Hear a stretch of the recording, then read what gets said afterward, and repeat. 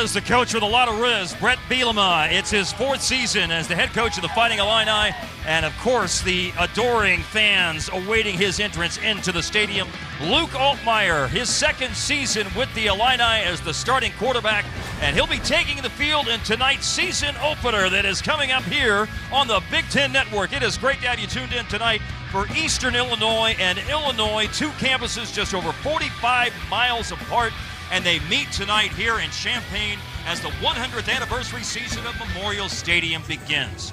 With former Illini All-American Jay Lehman, I'm Mark Followell. So glad you're tuned in for tonight's action. We're almost ready for kickoff, but there's time to talk about this new Big Ten. Jay, 4 additions on the West Coast, USC, UCLA, Oregon, and Washington. We're so excited about that. But Jay, where do the Fighting Illini fit into this new look Big Ten? Yeah, it's bigger, it's better, it's coast to coast. But for the Illini to win in this new 18-team Big Ten, they've got to be great in the trenches. Lots of things can change in conference alignment, but winning football games always begins with being physical up front, something they need to improve on. Well, if you're good in the trenches, then can you put your offensive skill positions in a position to be successful? Luke Altmaier, his 2nd season as the starting quarterback, and Zachary Franklin at wide receiver. They've got weapons all over the place. Zachary Franklin is a stud, a transfer from Auburn, and of course Luke Altmaier, a bona fide starting quarterback for the Fighting Illini who can do it with his arm and legs.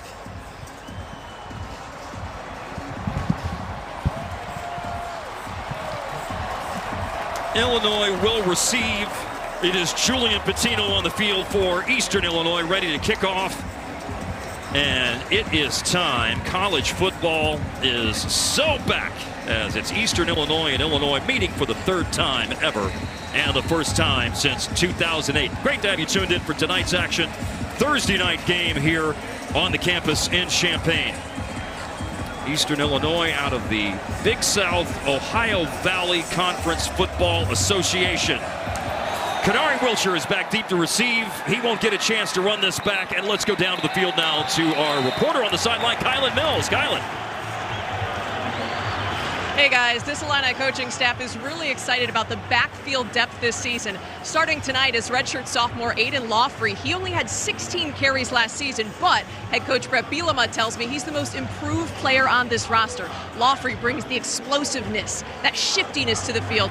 Then you also add to the mix sophomore Caden Fagan, who ran for more than 400 yards in his freshman campaign. He's that power back who can drive it up the middle. Redshirt junior Josh McCray, healthy after dealing with injury last season. The players tell me McCray brings a veteran presence to the locker room. These backs are confident that mix of complementary skill sets will really elevate the run game you see tonight. And the run game starts with Lawfrey after the touchback on the first carry of the game, out near the 35-yard line. Brought down by Anthony Shockey, who is playing tonight at linebacker for Eastern Illinois. Straight up the middle, inside zone play. Someone didn't see a lot from Lawfrey last season, going between the tackles and showed his power, a ripped-up 205. And officially 9 yards, just shy of the 1st down. So a 2nd down and short. That's an offensive coordinator's dream, but it's a check down throw. Lawfrey carried on the first play, a reception on the 2nd play, and a 1st down for the Illini. And there's the trigger man, the slinger from Starkville, Luke Altmaier, 65% completion percentage last season. Needs to clean up the turnovers and be more consistent and quicker processing the play when he's in the pocket. Quite simply, when we talked with offensive coordinator Barry Lunny Jr. yesterday, I want him to play and perform like a returning starter. That's what he's looked like throughout fall camp. But it's a steady diet of Lawfrey running and catching. This is just a 2-yard pickup on 1st down. The ball out to the 43-yard line. Jay, let's look at this Illini starting offense. We know the running back. We know the quarterback. And Aiden Lawfrey, part of a really talented group of skill players. Yeah, Pat Bryant, a guy Illini fans are very familiar with. And then there's Zachary Franklin. He is a transfer out of Auburn, a stud. And J.C. Davis, another transfer out of Mexico, very high on J.C. Davis at the left tackle position for the veteran offensive line. For the Lobos at the University of New Mexico, over 1,500 snaps in 2 seasons. For J.C. Davis, he's the left tackle. Lawfrey runs to the right side. And after giving up 9 yards on the first play of the game, the Panther defense has stiffened.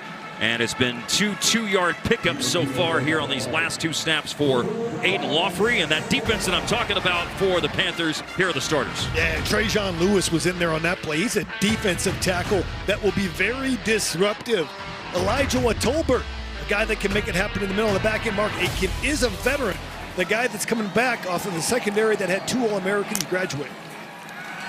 3 years at Eastern Illinois, 1 year at Northern Illinois for Mark Aitken. That's a transfer. Moses Alexander from the University of Houston.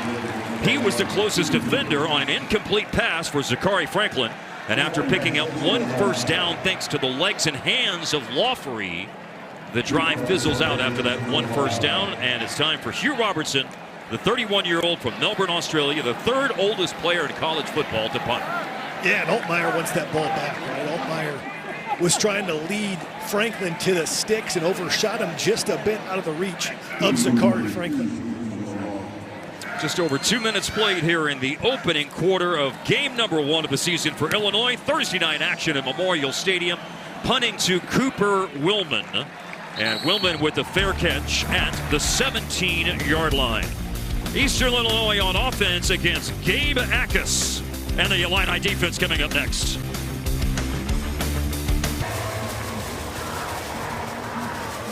Illinois' opening drive after 1 first down ends in a punt. And Eastern Illinois, the Panthers, take over inside their own 20-yard line. Chris Wilkerson heads into his 3rd season as Eastern Illinois' head coach. 8-3 last year. They had only won 8 games in the previous 5 seasons combined. That's why he was the Big South Ohio Valley Football Association Coach of the Year last year. Pierce Holly is the quarterback, an outstanding quarterback. They're running the ball, and they're not running it well.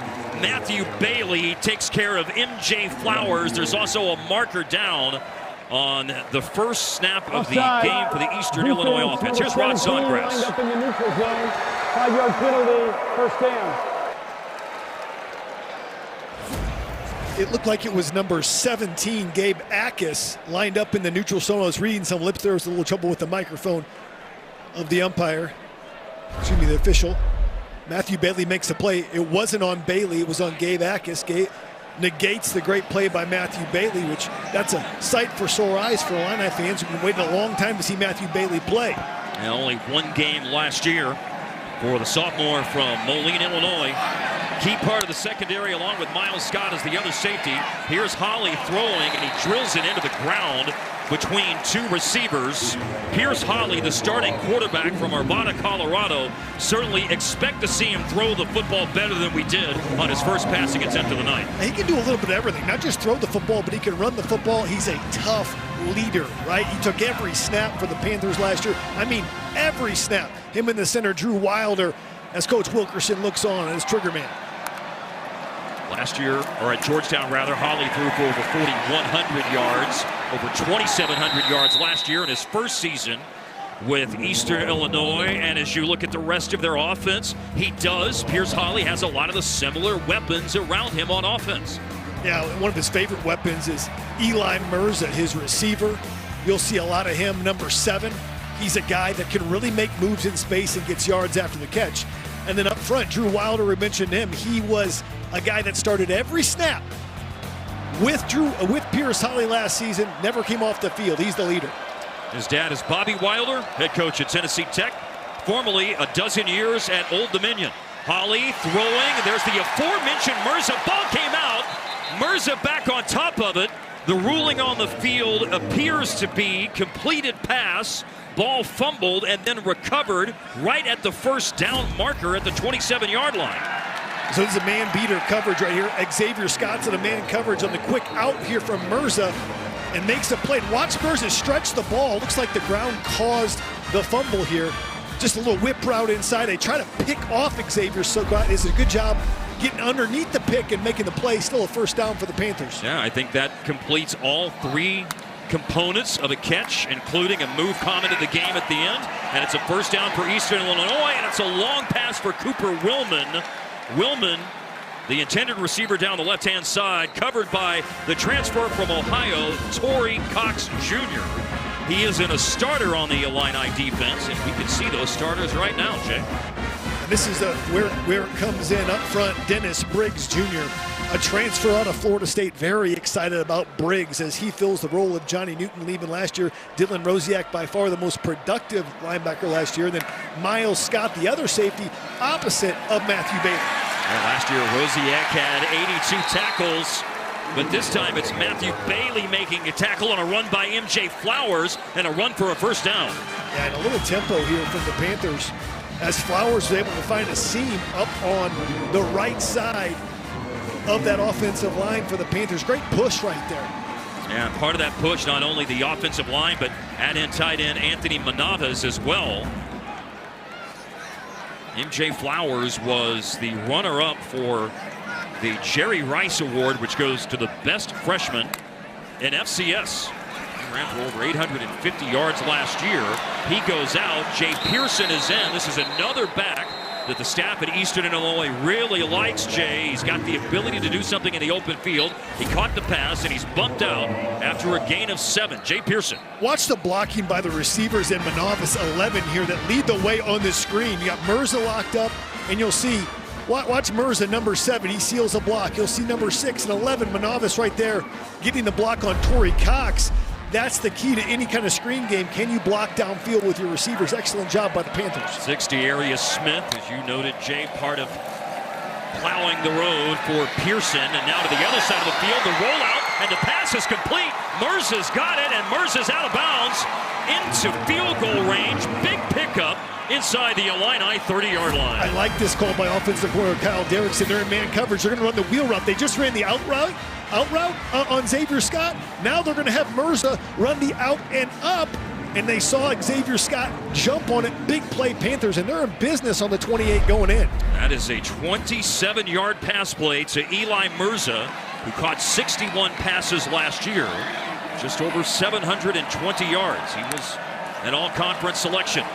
Now Jay Pearson bumps out of one tackle inside the 25, loose football, and Illinois, they want to create more turnovers this year, and they do.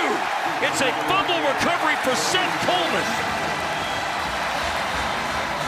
Seth Coleman is recovered, and with just over 5 minutes gone by in the game, and Eastern Illinois driving, the Illini defense makes a big play. Just what the doctor ordered. The Illini defense reeling on this drive after a big play. You'll see Rosiak misses the tackle, but then the ball pops out. Looks like someone got their hand on the football, and Seth Coleman with the recovery. It's going to be 1st and 10 the other way, Illini. Well, in the season opener last year, Miles Scott turned the game around against Toledo with the pick 6, and he makes his presence felt with a forced fumble tonight on the first Eastern Illinois series. Yeah, pokes the ball up with his left hand as the back was going down. That's when the back relaxes and Seth Coleman up to clean it up. Jay Pearson fumbles. Seth Coleman with the recovery. Caden Fagan at running back. The pass is complete. Altmaier to Zachary Franklin. The first of many catches we expect for him at the University of Illinois. Yeah, second target, first catch for Franklin. That looked easy, right? 10-yard hitch, slung out there by Altmaier on a rope into the boundary. Good looking play. He had 266 catches between his time at UTSA and Ole Miss. And now big Caden Fagan, and there's a lot of contact there at the line of scrimmage. He surges forward, though, and picked up 3 to the 38-yard line. Tonight's Impact Players are sponsored by Auto Owners Insurance, simple, human sense. And Zachary Franklin, one of those Impact players, Jay. You mentioned the most productive wide receiver actively in college football right now. Seth Coleman, we saw him already make an impact with a fumble recovery. MJ Flowers has a lot of wiggle in the hole, and Trajan Lewis disrupted that first drive against the Illini offense. These are the players that will make the biggest impact tonight. Trajan Lewis was a walk-on at Texas Tech and played there for 2 years, 14 games. Now in his 3rd season with the Eastern Illinois Panthers. That's a run for Fagan and a tackle made by Eastern Illinois. Yeah, Martin Aitken came down and made that play, it looked like. And physical at the point of attack. Lots of safeties make business decisions when it comes to Caden Fagan. You know, I don't know if I want to hit this guy. Not Aitken. He came down and laid the lumber on Caden Fagan, all 250 pounds. That's a specimen right there, Caden Fagan out of Atwood, Illinois, about 35 miles from Champaign. 438 yards on the ground for Caden Fagan last year. Also had 1 receiving touchdown to go with 2 rushing touchdowns.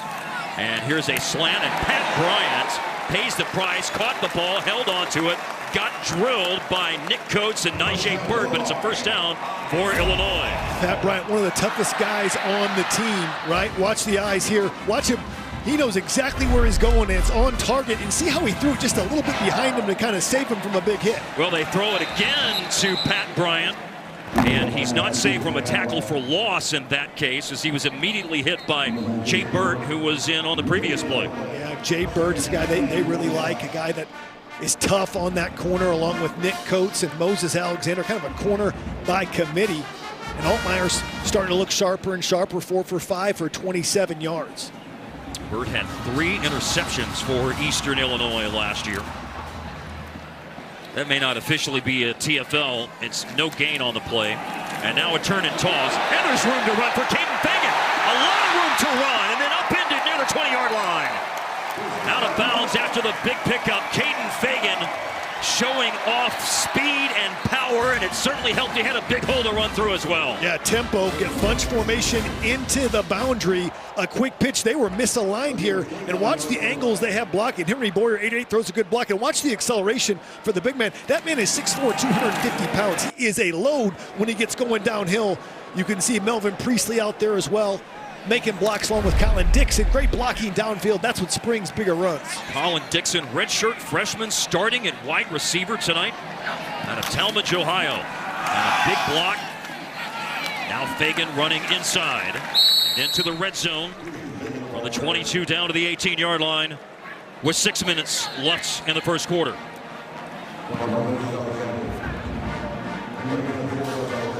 Caden Fagan, look at that size. 6'3", 250 amongst Big Ten running backs. The heftiest and the second tallest. A guy that was recruited all over the Big Ten. You name it, Michigan, Notre Dame wanted him.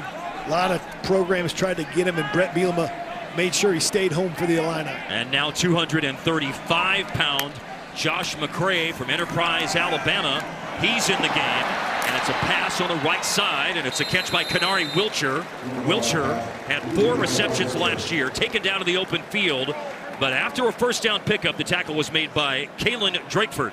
Really like that play design by Barry Lunny Jr. Test the eye discipline of that Panther defense. They all dove down on the dive play, and Wilcher open streaking across to get the first down. Easy pitch and catch for Luke Altmaier, who's now 5 of 6 for 34 yards. Brett Bielema raved about his running back room, and it's not just the first 3 guys. Also Jordan Anderson, who was out due to injury last year, hasn't taken a snap, has a chance to take one right now. He's one of the 2 backs.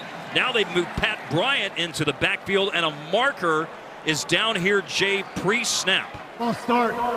Offense, number 73, 5-yard penalty, first down. Second penalty of the game against the Illini. Looks like it's on Josh Getzke here. You can see he has a little jolt right there and jumps on the hard count. Getzke, one of the most improved offensive linemen, according to Coach Bielema, out of Mantino, Illinois. Kind of a mauler inside that Brett Bielema loves to develop in the interior of his offensive lines. Made 8 starts last year, and the opening night starter. Here's the fade to the end zone, and it's Franklin and Alexander going after it, and dealt with it for the touchdown. Oh, they're going to say it's out of bounds. This is what Illinois fans were hoping to see, right? Altmaier to Franklin, and they say he juggles this ball as he's going out of bounds, but they'll take a longer look at it. Let's take a second look. He goes up over the top.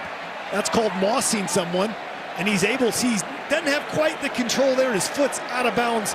I think that's the right call. You saw his right toe out of bounds while he loses control of that football. Well, they're not real happy about it here in Champaign. You hear the boos. But, Jay, I would concur with your assessment regarding the accuracy of the call.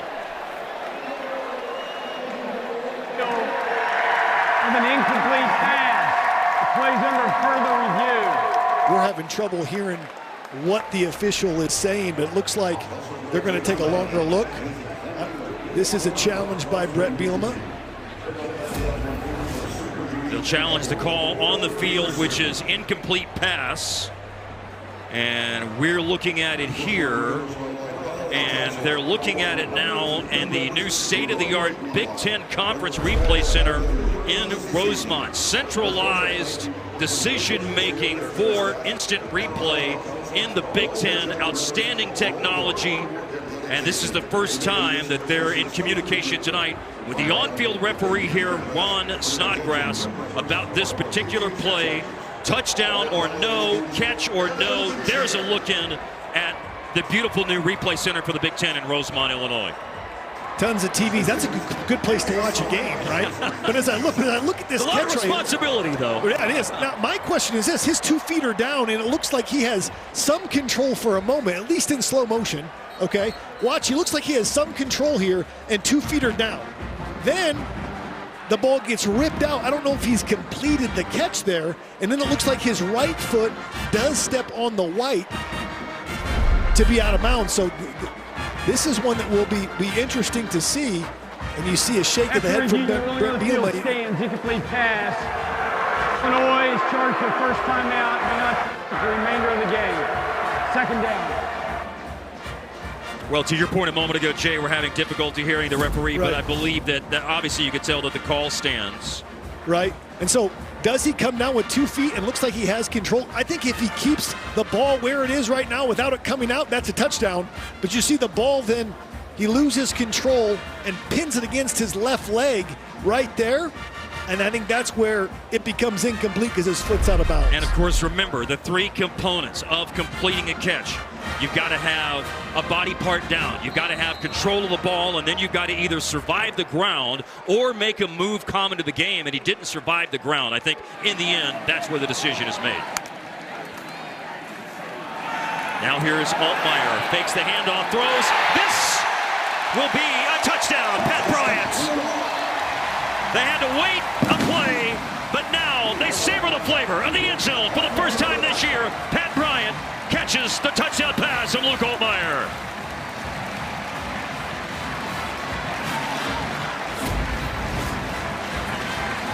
I love that they get Altmaier outside of the pocket, sprinting to his right. Watch when he throws the football behind Bryant so that it's away from the Eastern Illinois defender and pulls Bryant off of his post route back into where there's open area in that end zone. Easy pitch and catch. Now handling place-taking duties this year is David Olano and Caleb Griffin in his outstanding season he had last year. Pat Bryant, speaking of outstanding seasons, he had one last year and all throughout his career at Illinois. That's his 10th receiving touchdown, and it gives the Illini the lead.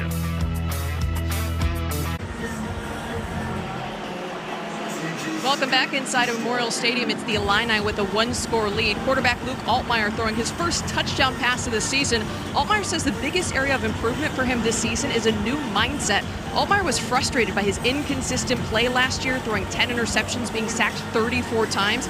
He says he realized it wasn't his physical ability that was the problem, but his mental approach. Altmaier was just afraid of making mistakes. He started working with the football program's life coach, Jason Epperson, who's also a pastor at nearby Champaign-Urbana Church. Altmaier says Epperson helped him use his strong faith to play more free. Altmaier views football as a way to celebrate God's gifts. He believes that mental shift will unlock a new level in his game this season, guys. Kickoff by Ethan Machowski. He'll handle kickoffs, transfer from Texas A&M, and he banged it down to the 1-yard line. There is a marker down. It's a bad return. It's great kick coverage, and there's a lot to be sorted out here after the kickoff by Ethan Machowski. How about that first moment for him wearing a Fighting Illini uniform? Great tackle by Vernon Woodward. Just made it. The return, holding. Receiving team, number 49. Half the distance to the goal, first down. Well, you don't want a bad return, and hold on said bad return, Jay. Yeah, this is what you don't want to do as a return. You watch 49 here. He's going to hold, right? He gets trucked, and he holds, kind of tackles and slings down. But look at the play here by Woodward as he strings it out but keeps the contain, attacks that near hip, and then goes for the ankle. Great tackle in space by Woodward. Well, backup linebacker Jesse Garza with the penalty. And Mark Aitken didn't have anywhere to go anyway on that return. The penalty moves them back to the 5-yard line. And Pierce Holly and Eastern Illinois moved the football until the fumble by Jay Pearson on the last drive. Sure, they're backed up, not where you want to be. Let's see what Holly has in his bag of tricks. Got motion here by Mirza, and they're going on the jet sweep, and it's Mirza. Lowers his pads and has the 8-yard line. Pickup of 3. Saturday, Big Ten tailgate is live from Purdue's campus to set the scene for a full day of football. The fun begins at 10 a.m. Eastern, 7 Pacific, only on the Big Ten Network and the Fox Sports app. Mirza gained 3 yards. You see the hard count there from Holly trying to pick up a cheap 5 to give him a little more space to operate. T-Raw Edwards, Dennis Briggs, and Akis. No jump from them. And you see off the edge, Seth Coleman and Alec Bryant. A run by M.J. Flowers and a run that goes nowhere. Well read by Seth Coleman, Matthew Bailey, and the remainder of the Fighting Illini defense. I love Matthew Bailey. He reminds me right now of how Sidney Brown played 2 years ago. Same position. Watch him read here. See how he stays square? And then how he uses his feet and keeps his legs running and help finish off there by Seth Coleman. Great fundamental, staying square in the hole so he's able to cut back with that running back and make the tackle in space. Playing that position like Sidney Brown played it 2 years ago. Second-year defensive coordinator Aaron Henry in our chat yesterday called him a calming piece for the defense. And a throw and an incompletion. Torrey Cox Jr. on the coverage. The pass was intended for Mirza, and with poor field position, the Eastern Illinois offense sputters to a 3-and-out. Well, they told us Cox Jr. would play. He's the Ohio transfer, son of a former NFL player. He's gotten time early. Plays bigger than his 5'8" stature.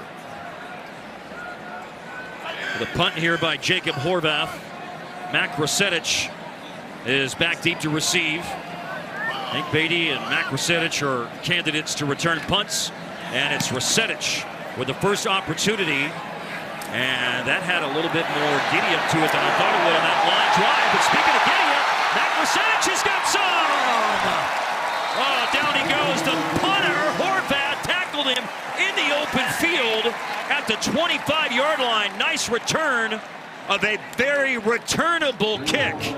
From Spring Valley Hall, he could do it all, Mac Rosetich. He can even return punts. A basketball star, a football star, a baseball star, and a punt return star. We'll be right back. Football on the Big Ten Network is sponsored by White Claw.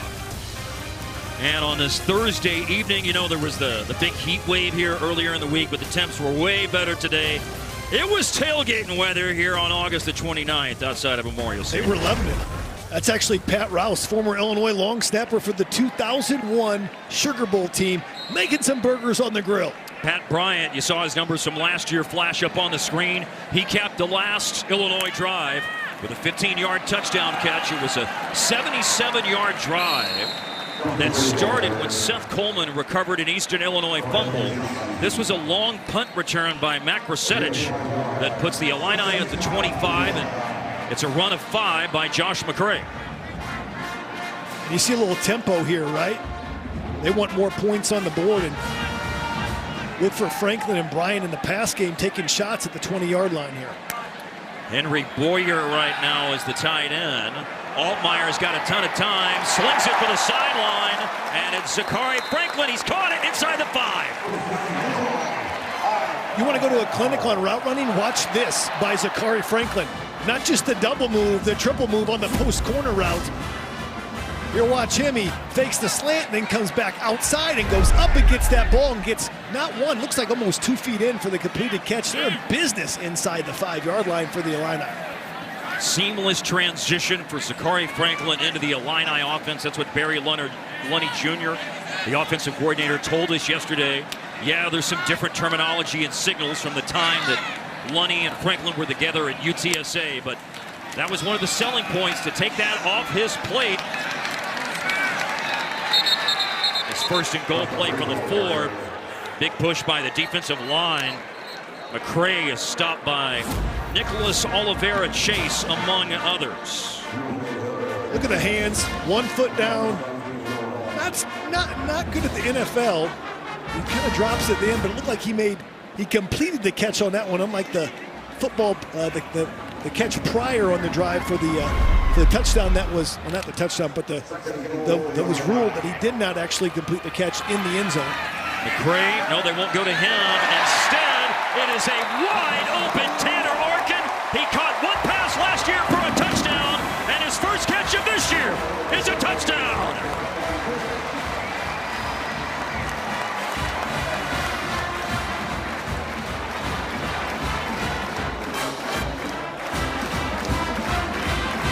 From Fort Collins, Colorado. He wasn't liking that 109-degree heat index earlier this week, Jay, but he's liking Thursday night at Memorial Stadium. Arkin is on the board, and the Illini now have a 2-touchdown lead. Watch Arkin chip here, and that makes the linebacker look away who has man coverage. He turns out on a quick boot route and just dumps off for the touchdown. David Awano with the extra point. Final minute of the first quarter. Illini up by 14. We're back in 30 seconds. The touchdown that extends the Illini lead was caught by Tanner Arkin. Barry Leonard Jr. told us yesterday that Arkin has the ability to be a good player at this level. Not a primary target, but will catch his fair share in play action and checkdowns. Did you see how he blocks down? That makes the linebacker take their eyes off him and go for the play action, and he's wide open in the flat. And you mentioned it, 2 catches, 2 touchdowns. He's got a pretty good ratio there for Tanner Arkin, the red zone specialist. I don't know if we'll go that far yet, but Barry Lunny mixing up to all kinds of different weapons for the Illini. Arkin caught 15 passes in the 2 years that he played at Colorado State before transferring to Illinois ahead of the 2023 season. A 1-yard touchdown for his only grab last year in a game against Wisconsin. Man, that is a big leg by Ethan Machowski. His last kick was down to the 1, but that's to the back of the end zone. Experience the expanded Big Ten Conference like never before with Big Ten Plus. You can stream thousands of non-televised live events all across the Big Ten. Plus, enjoy next-day game replays for every Big Ten game. Subscribe right now at BigTenPlus.com. We have 43 seconds left in the first quarter. You know, the last thing Chris Wilkerson told us when we hung up from the call with him on Zoom Monday morning, cannot beat ourselves. Our team is built, Eastern Illinois, on taking care of the football. Last year they were a plus 15. Right. They forced 25 turnovers. They only committed 10. What shot the wheels off their first quarter? A fumble. And they're driving for a score with the ball inside the 25-yard line. They fumble the ball, Jay, and next thing you know, now they're down 14-0. The great equalizer in college football is turnovers, and college football is a game of momentum. Chris Wilkerson knows that. Momentum shifted on that play from Eastern to Illinois, and the quick strike offense from Illinois capitalized. Yeah, one of the best in FCS, both in forcing turnovers and in terms of committing the fewest. But a turnover in the first quarter really leads to a bit of an unraveling for Eastern Illinois. There's still time for them to steady the ship, but the ship steadying will have to wait until the second quarter because it's time to go to the other end. 2nd down and 8 will be the play coming up to start the second quarter for Eastern Illinois. The Illini, meanwhile, score on passes to Pat Bryant and Tanner Arkin. They're up 14-0.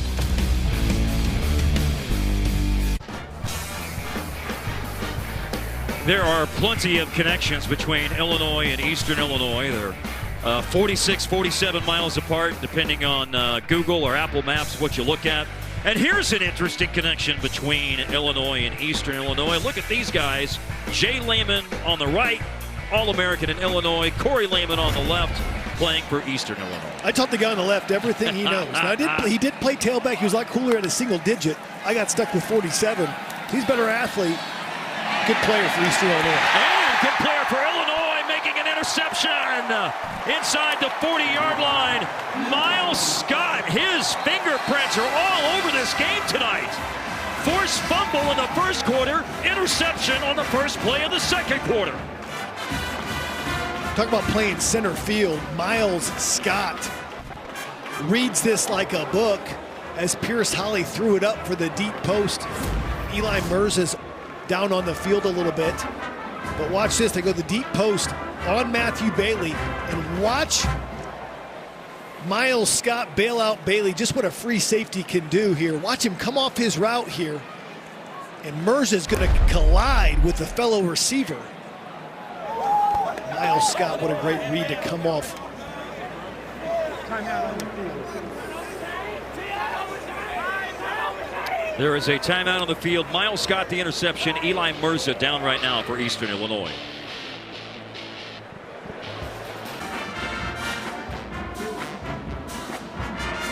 Watch Miles Smith here just bait quarterback Pierce Holly into throwing the football in the middle of the field. You're watch Miles Scott, rather, up top there on #1 receiver at the top of your screen, but watch how he looks over and gets back to the middle of the field. Holly thinks that Matthew Bailey's been beat. He has no idea that Miles Scott can get back to the center of the field like he does. Great recognition by Miles Scott to get back to the center of the field to bail out Matthew Bailey on the coverage.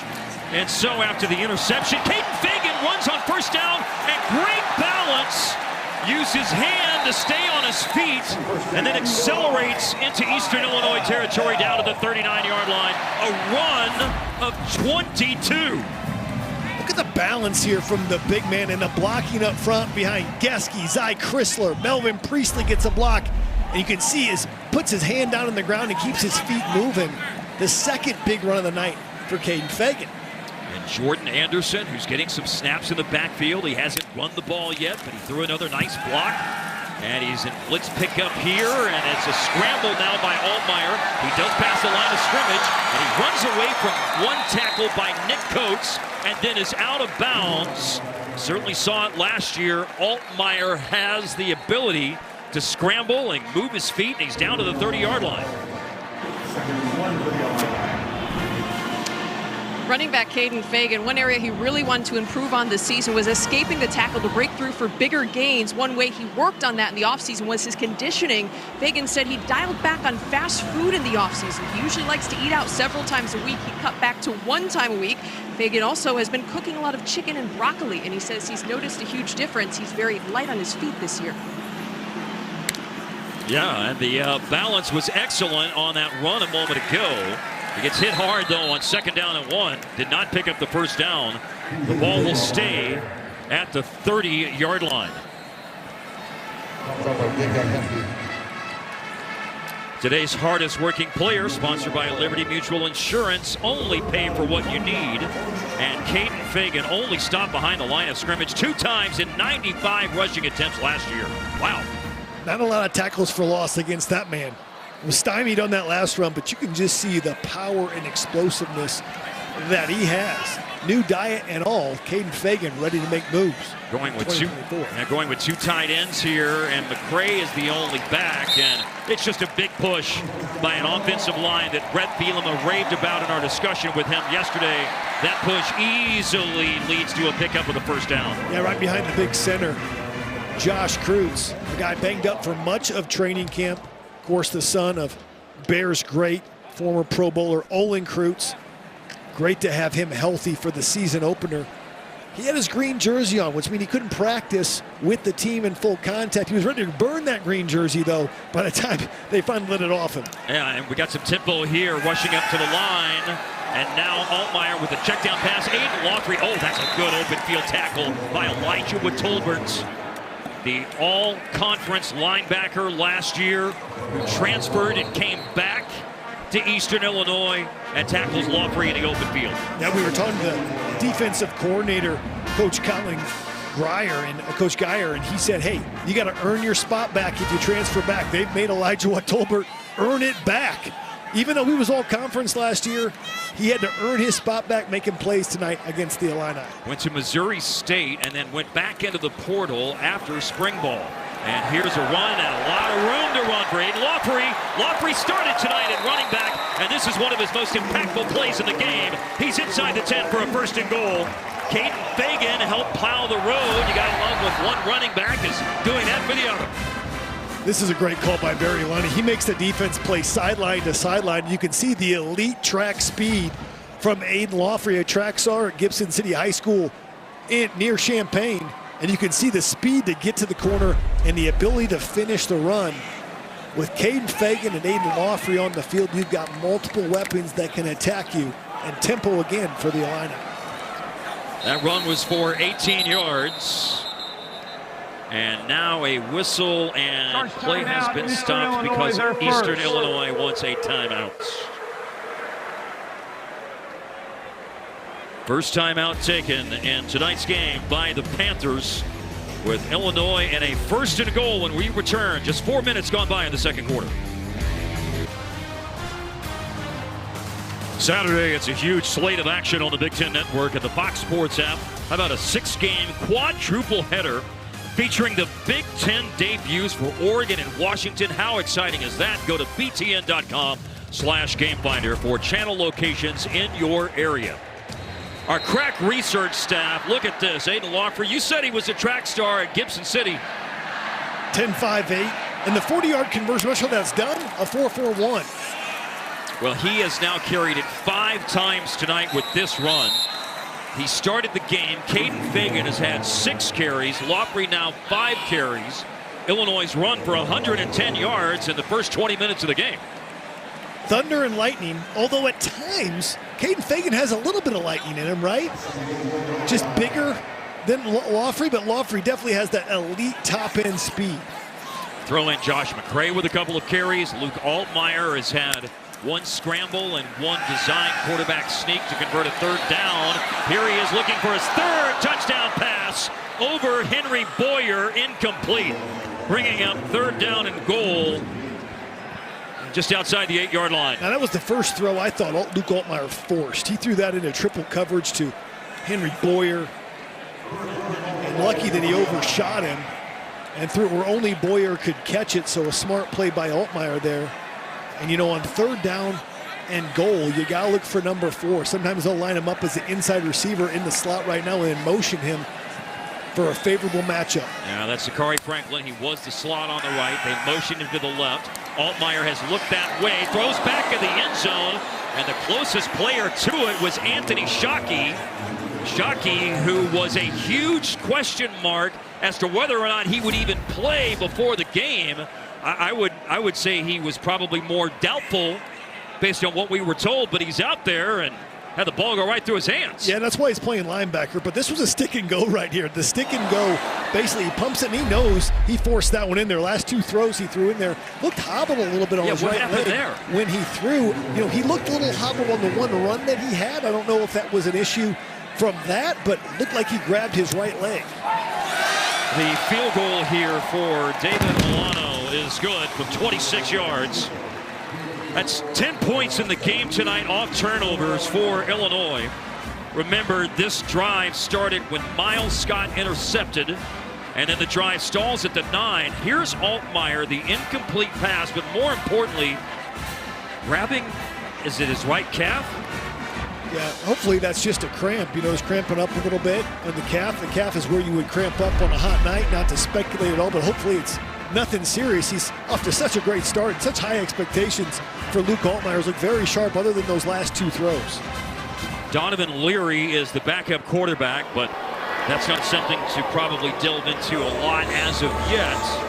But we'll see how things transpire with Altmaier while he's on the sideline, while the defense is on the field. And Miles Scott's interception, again, is what set all of that up, Jay. I thought, look, I loved our conversation with everyone yesterday, with Coach B, with Aaron Henry, the defensive coordinator, Barry Lundy Jr. on the offensive side of the ball. And one of the most interesting things yesterday was to talk to Aaron Henry and the love that man has for Miles Scott, who's a converted wide receiver. He was a wideout in 2022. Right. He says he looks like he's been playing secondary for 3 or 4 years.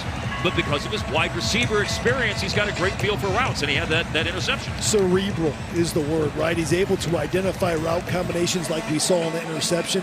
The quarterback thought he would be into the boundary. He was able to make it back to the middle of the field for the interception. And a guy that keeps on showing up and making plays, especially turnovers tonight. And his 2 turnovers, he's had a hand in it. Wow, big hit. Special teams and turnovers have been a real factor tonight in this game for Illinois. Luke Altmaier, other than that last throw where he didn't look like everything was right with the right leg, has been on point tonight, Jay. Yeah, especially when he gets outside of the pocket. We've seen 2 touchdown throws when he's gotten outside of the pocket, rolling to his right, first to Bryant and here to Tanner Arkin. That's where he's really dangerous. He can run and he can pass, but throws very well on the move. Another thing we haven't talked a lot about when we look at, this is an interesting stat here, Luke Altmaier. The first Illinois QB to start an opener in consecutive years since 2019-2020, since Brandon Peters did it for Lovie Smith. Only 4 incompletions in the game tonight, 9 of 13 for Altmaier. There's a big tackle by Gabe Ackus on that run for no gain on first down. Quarterback Luke Altmaier just had a brief conversation with a member of the training staff here on the sideline after looking like he took to a knock to that right leg coming off that last possession. He kind of waved him off. It was very brief. He's now just going over some plays on the iPads with offensive coordinator Barry Lunny Jr. Altmaier appears to be just fine, just getting a quick sip here on the bench. You know, you were talking about Josh Kreutz a moment ago. James Kreutz just involved in a play. The run game having difficulty here on these first 2 plays of the drive for Eastern Illinois. MJ Flowers, maybe 2. And there's the aforementioned James Kreutz who made the tackle. They're excited about James Kreutz. He was banged up as well, but it was Gabe Ackus who really stuffed up the lead blockers to clean it up for Kreutz. Ackus so big. He's moved into the interior some from his outside linebacker position. He's playing defensive tackle along with Dennis Briggs. You got Coleman and Alec Bryant at your outside linebackers. This is quite the pass rush brigade right here. Pectoral muscle injury limited James Kreutz in fall camp, but he was part of that play. This is 3rd and 8. It dropped. It's an incomplete pass. No doubt about that. Kreutz, by the way, did pounce on that loose football, but MJ Flowers obviously didn't make the catch. And it's 3 and out for the Panthers of Eastern Illinois. Credit to Aaron Henry. The adjustments they've made after that first drive have really shut down everything that this Eastern Illinois offense, which can put up some points with Pierce Halley at the helm, have not been able to get anything, any kind of momentum, any kind of rhythm at all. Jacob Horvath, the last time he punted, had to make a tackle because Mac Rasetich returned it all the way down to the Eastern Illinois 25-yard line. Hoping for some more hang time on this punt, and he got precisely that. Oh, and it's fumbled by Rasetich. He was calling for a fair catch. It appeared, and Illinois is back on top of it. Oh, big moment there on special teams by Luke Zartzen. Recovers the fumbled punt, and Illinois will start after a nervy moment with good field position.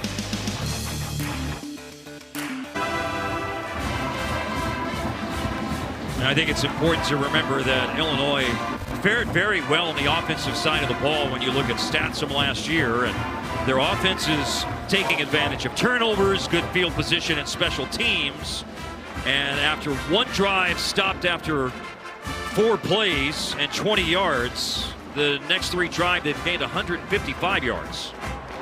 They start at the 45. Pat Bryant in motion. And here's a catch. First time tonight that Hank Beatty's been involved in a pass game, and it has not come off as planned. It's a loss of a yard with Elijah Tolbert on the tackle for Eastern Illinois. Tolbert very instinctive, was not fooled at all by the crisscross motion and the pulling guards behind him, able to make a play in space on Beatty. You know, you get in this alumni zone in between the 40s, and this is where you see a lot of downfield shots sometimes. You got the speedster, Alexander Kapka-Jones, number 15. He'll be at the top of your screen. He's got some real wheels. It'll be the wheels of Caden Fagan. Oh, and he's hit hard. Drake Van Hefty inside with the stop for Eastern Illinois. And that might be another TFL. Push it back another yard here on 3rd and long for the Illini.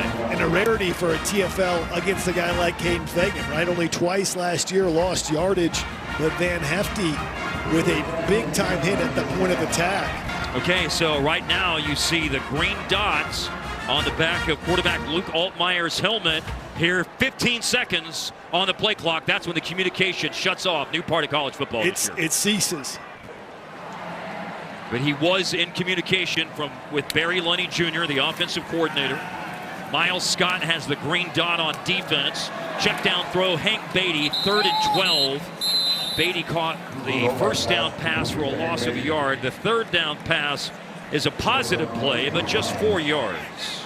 And they'll bring out the Maybe punt 3, team, as you talked about. This is a huge change, right? No more signaling from the sideline. You can get the play into your helmet audibly from the offensive coordinator or from the defensive coordinator. Miles Scott's the guy who gets it from Aaron Henry. Aaron Henry might be giving him some tips the way that Miles Scott's been playing. But Luke Altmaier hearing directly from Barry Lunny up till 15 seconds in the play clock, and then all communication is cut off. The second punt of tonight's game for Hugh Robertson. Cooper Willman is back deep to receive. He lets that fly by, and it rolls into the end zone for a touchback. Illinois up 17-0. We're back in 15 seconds.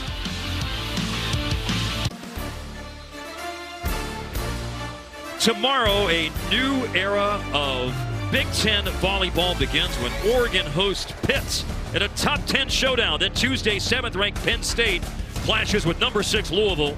Big Ten volleyball tomorrow and Tuesday only on the Big Ten Network and the Fox Sports app. The Big Ten, a phenomenal volleyball conference and welcoming another great team in Oregon to Big Ten volleyball. A little bit more on that in a moment, but Eastern Illinois' Pierce Holly throws and an incompletion to the left side intended for Dearius Smith.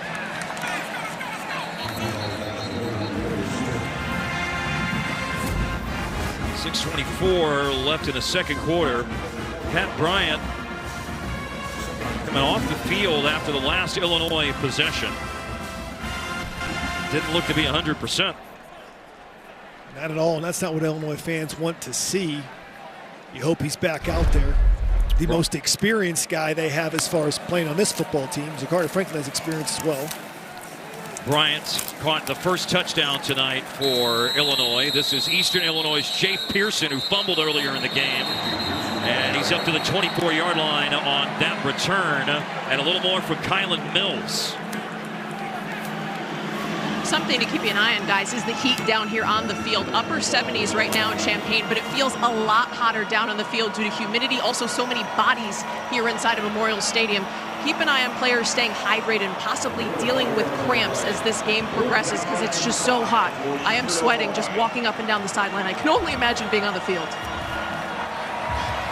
And there's still a lot of game out in front of us here, just inside of 6 minutes to play in the second quarter. Pierce Holly and dropped Eli Mirza. There's also a marker down on the far side of the field as Mirza dropped it in the vicinity of what would have been a first down at the 30, but now we've got to unsort what happened here with the marker. 5:33 to go in the second. Offside. Defense number 9, 5-yard penalty, results in a first down. Seth Coleman has recovered a fumble tonight, but a penalty by Coleman here keeps the drive alive for Eastern Illinois.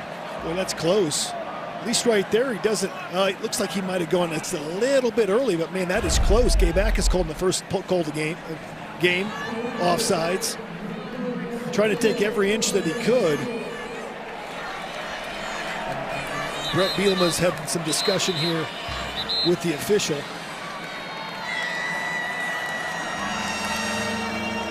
That was a time they could have gotten off the field on third down. Good coverage by Xavier Scott. And it's a first down for the Panthers.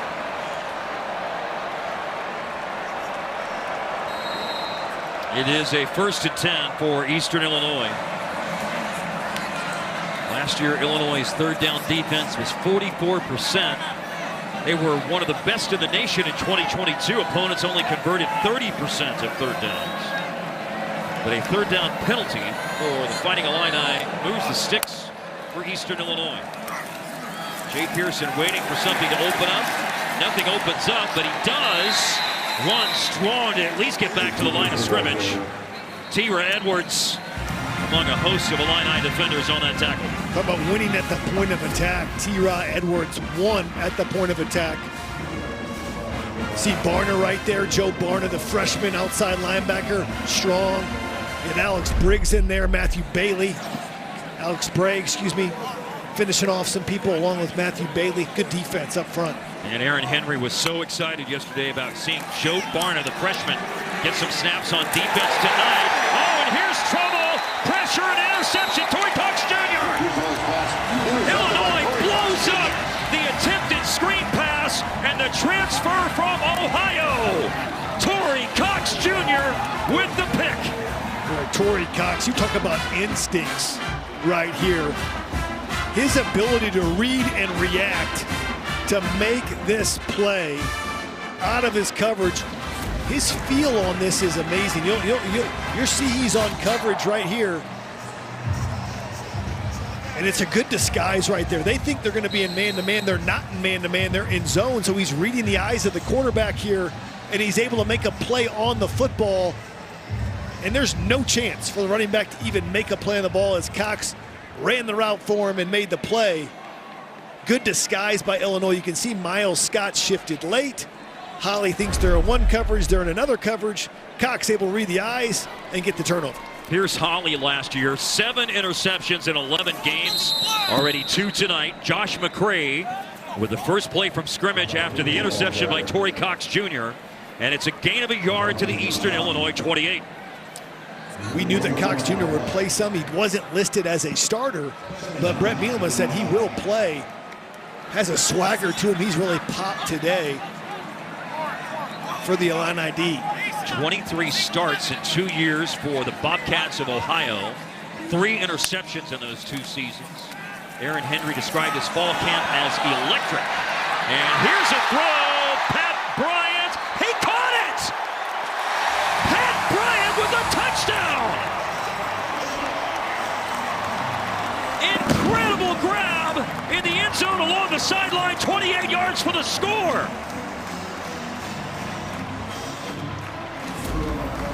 How did he get down in bounds? Watch him high point the football, left foot down right there. Great catch by Pat Bryant, a guy who had footballs hit his hands too many times in the end zone that did not turn into touchdowns. Says, I got this play right here. Great ball by Altmaier, high and outside to his veteran receiver, Pat Bryant. Little play action.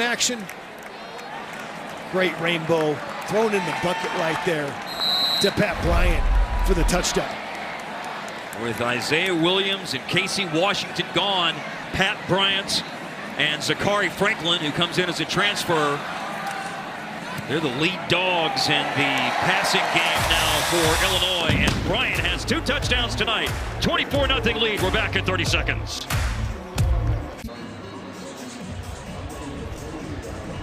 Pat Bryant, 4 catches tonight, 2 of them touchdowns, 51 yards for the senior wide receiver from Jacksonville, Florida, who is headed towards 100 receptions in his Illinois career sometime early, middle part of the season. He's at 87 as we speak. A legit big play receiver for the Illini, and this just looks clean. Look at him on the fade route here, just the go route, and you can see that ball is placed perfectly.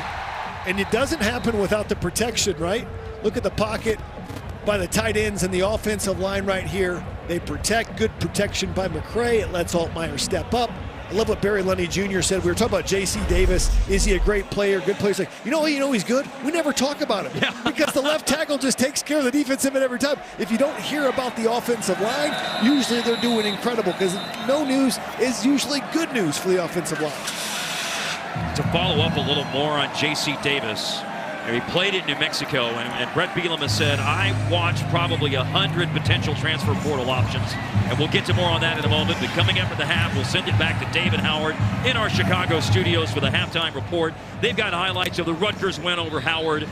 Minnesota and North Carolina got started late tonight due to weather. They'll have the latest going on, and of course, analysis of the first half, turnovers, special teams, and the Illini passing game.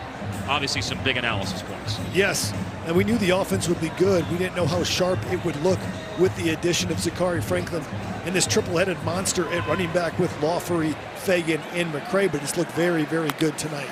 Well, when the time allows, more to say about J.C. Davis, but the matter at hand is, whoa, Pierce Holly way overthrowing Dearius Smith. Torrey Cox Jr. had an interception on the last pass attempt by Holly, and he was pressuring him then. Holly is an accurate thrower. 60% of his balls, 61% he completed last year. He's only 3 of 10 tonight. We've overthrow a couple guys. He threw one to Cox. He's threw one to Miles Scott. He threw one in the ground. So he hasn't been accurate when it comes to throwing the football, and all the offense goes through Holly for the Panthers. Yeah, that was one of the real danger points that Brett Bielema noted yesterday of his concern about Eastern Illinois, about everything going through this excellent quarterback who takes a big hit but did complete the pass. Torrey Cox Jr. along with Alec Bryant on the tackle of MJ Flowers up to the 30-yard line. So Henry dials up some pressure. You can see Rosiak with pressure right up the gut. Big hit there. And now watch Cox make a play in space. Again, Torrey Cox Jr. with some pad popping.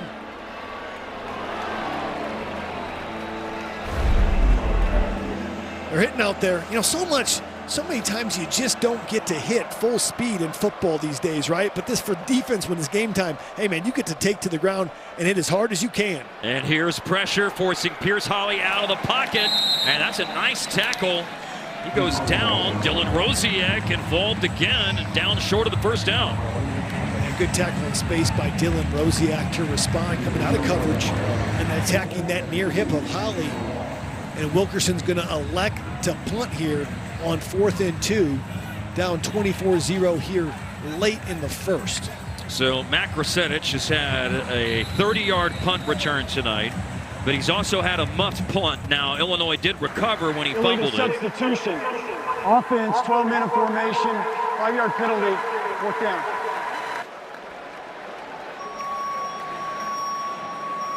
And so with 2:53 left in the second quarter, by the way, we are creeping in on the first time that you and I will experience a 2-minute timeout in college football. Don't call it a warning.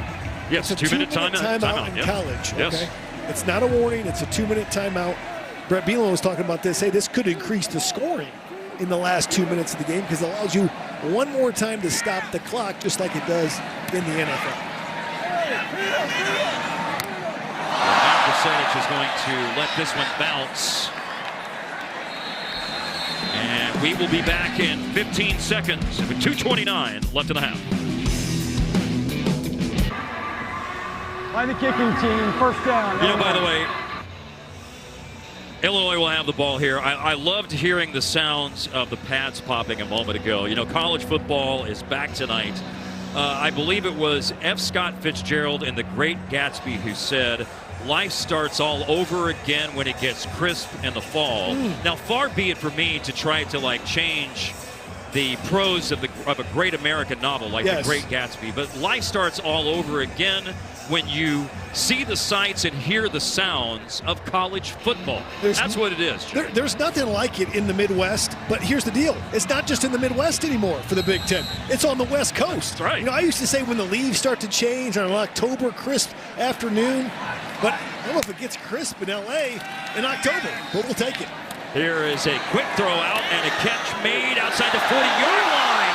Well done. Staying on his feet, it's Malik Elzy with his first catch of the year. Elzy caught 5 passes as a freshman last year, and Elzy with good hands and good feet after the catch. The ball up near midfield. This is why he was a 4-star recruit out of Chicago, a big signee for Brett Bielema. Look at the balance, the power, the strength. He's made big strides in year 2, according to offensive coordinator Barry Lunny Jr. And officially the ball at the 50-yard line, and here it is. So we will be back right after this. The 2-minute timeout with Illinois up 24-0. There's no doubt that J.C. Davis coming from New Mexico to Illinois was a really good get for Brett Bielema and the Fighting Illini. You see the numbers from Pro Football Focus about J.C. Davis being the highest rated tackle. Brett said he watched over 100 potential transfer portal options at tackle. He said J.C. Davis was the best, so you know what he did, Jay? He went to Albuquerque, New Mexico. First day that you could visit with transfer portal options, 7 a.m. for breakfast with J.C. Davis. Brett and J.C. at breakfast. Yes. That's a sight to behold, I'm sure. Run play here, 4 yards. Aiden Lawfrey to the 46. 34-yard line. Let's see J.C. Davis doing his work here. Gotta love the feet of J.C. Davis and the hands inside it. Just watch him finish, just a grinder, right? That's what you want in a tackle. Great feet for J.C. Davis. Off to the right side, Pat Bryant. Pat Bryant, he has 2 touchdown catches tonight. And then a grab, far side of the field, out of bounds, 34-yard line, a first down. Clock stops. To add to your point about J.C. Davis, Davis said he chose Illinois because of the family atmosphere and the commitment of the coaching staff to developing offensive linemen. He says the transition to Champaign has been seamless and the offensive line is super close. As an Oakland, California native who previously played in New Mexico, I had to ask if he's prepared for a Midwest winter, to which he responded, "Come on now, I'm a big guy. I like the cold." Here's a pass to the end zone. Elsie caught the first pass of the drive, and he's caught the last pass of the drive. Touchdown, Illinois! Great throw to the corner of the end zone, and Malik Elsie extends the lead. 34 yards on the pitch and catch. Elsie's such a big body and big target. It looked like he stumbled about the 2 or 3 yard line. Watch him stumble, but then regain his feet here. Beats his man off the line. Watch him stumble a little bit right there, but he's able to gather himself. Altmaier stands in. Another great deep ball by Luke Altmaier. Maybe didn't stumble, but accelerate a little bit to get underneath that football and complete the football catch. That's a confidence builder for Malik Elsie. Extra point, David Alano, 31-0. 90 seconds left in the first half. There's a lot for Malik Elsie, the sophomore from Chicago, to celebrate back at 30.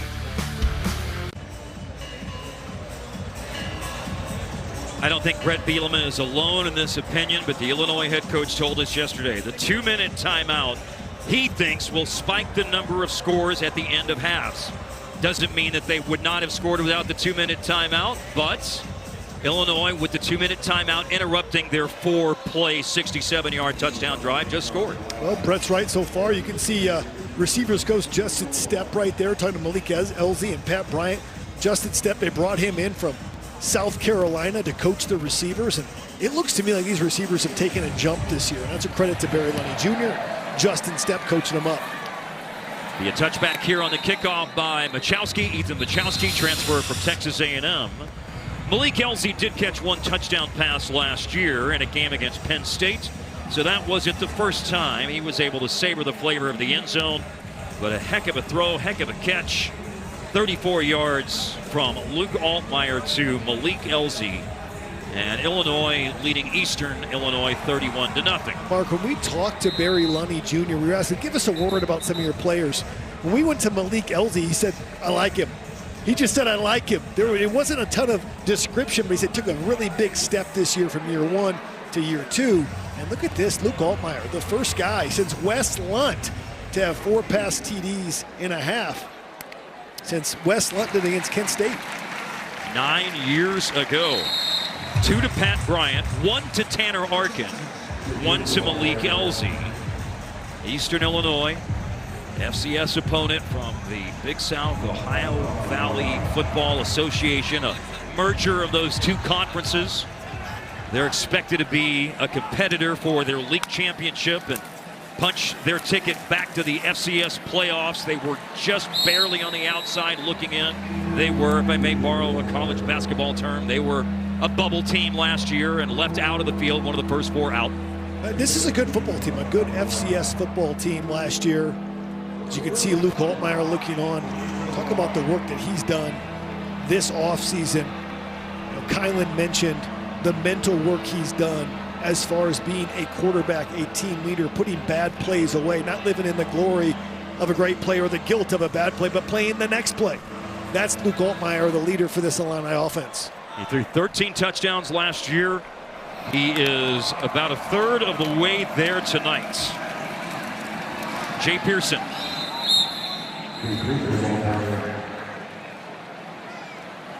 Pearson's run up to the 40, between the 39 and 40. 30-second timeout. It's 4th down. 10 touchdown passes in the last 6 games for Altmaier last year. And look, things were rolling for him. Then he got hurt. And John Paddock, I mean, you want to talk about somebody who got it rolling. Right. Well, John Paddock, the legend of John Paddock, comes in with under 2 minutes to play against Minnesota. Leads a game-winning drive. Next week leads a game-winning drive against Indiana as well. And Altmaier had to sit the bench while Paddock finished the season. And that could be tough for a young man who came here from Starkville, transferred from Ole Miss, and said, hey, I'm going to learn from it. I'm going to get better from it. Didn't pout. Responded. You could see the fruits of what he's done on and off the field with the production he's had in the first half against the Panthers. And his favorite target, Pat Bryant, has been productive as well. Well, it should. You brought up coming from Starkville, grew up in Starkville, Mississippi, Yes. transfer from Yes. Ole Miss. That is important because. Thanks for clarifying that, because Starkville's where Mississippi State's at. Yes, sir. Barry Lunny said yesterday to us that he's just more comfortable this year. Knows me, knows Coach B, knows the system, how we practice, how we coach things. Mac Rusetic has been returning punts tonight. This is the second official return for him. Let one go, fumbled another one. And that took us down to almost the end of the first half. 6 seconds left. Other than those two throws we saw Luke Altmaier make in the red zone where they were stymied for just a field goal, where he forced it to Boyer, he first one to Franklin on the double move. He's been very clean. And for Brett Bielema, 31-0 in the first half, but a clean game for them, right? Yes. Not a lot of penalties, not a lot of turnovers, no turnovers, right? So very clean first half for the Illini. No big negative plays to speak of on offense, and forcing turnovers. 3 turnovers forced in the opening half of the game. 2 interceptions, 1 fumble recovery. The fumble recovery by Miles Scott. Miles Scott had one of the interceptions. Torrey Cox Jr. had another one. Big punt return by Mac Rusetic put them in prime real estate. And we will hear from Brett Bielema in a moment. Kylan Mills on the field is with him right now. Coach, your offense puts 31 points on the board. You're getting it done both on the ground and in the air. What impressed you most? Well, I like the way we played complementary football. Defense obviously came up with some turnovers. Our offense converted. We felt coming in the game we'd be able to be balanced, like way to thrower, especially our quarterback, some of the deep ball connections. You can't put a price tag on that stuff. Thanks, Coach. Appreciate it. No, you cannot buy that. If you did, it would cost you a lot of money. Well, the deep ball connections is true. He's been accurate on the farthest throws of the night. Interceptions have certainly held, but some great passes like this one to Pat Bryant, another one to Malik Elzy, and it was a perfect first half for Illinois. They're up 31-0 at home.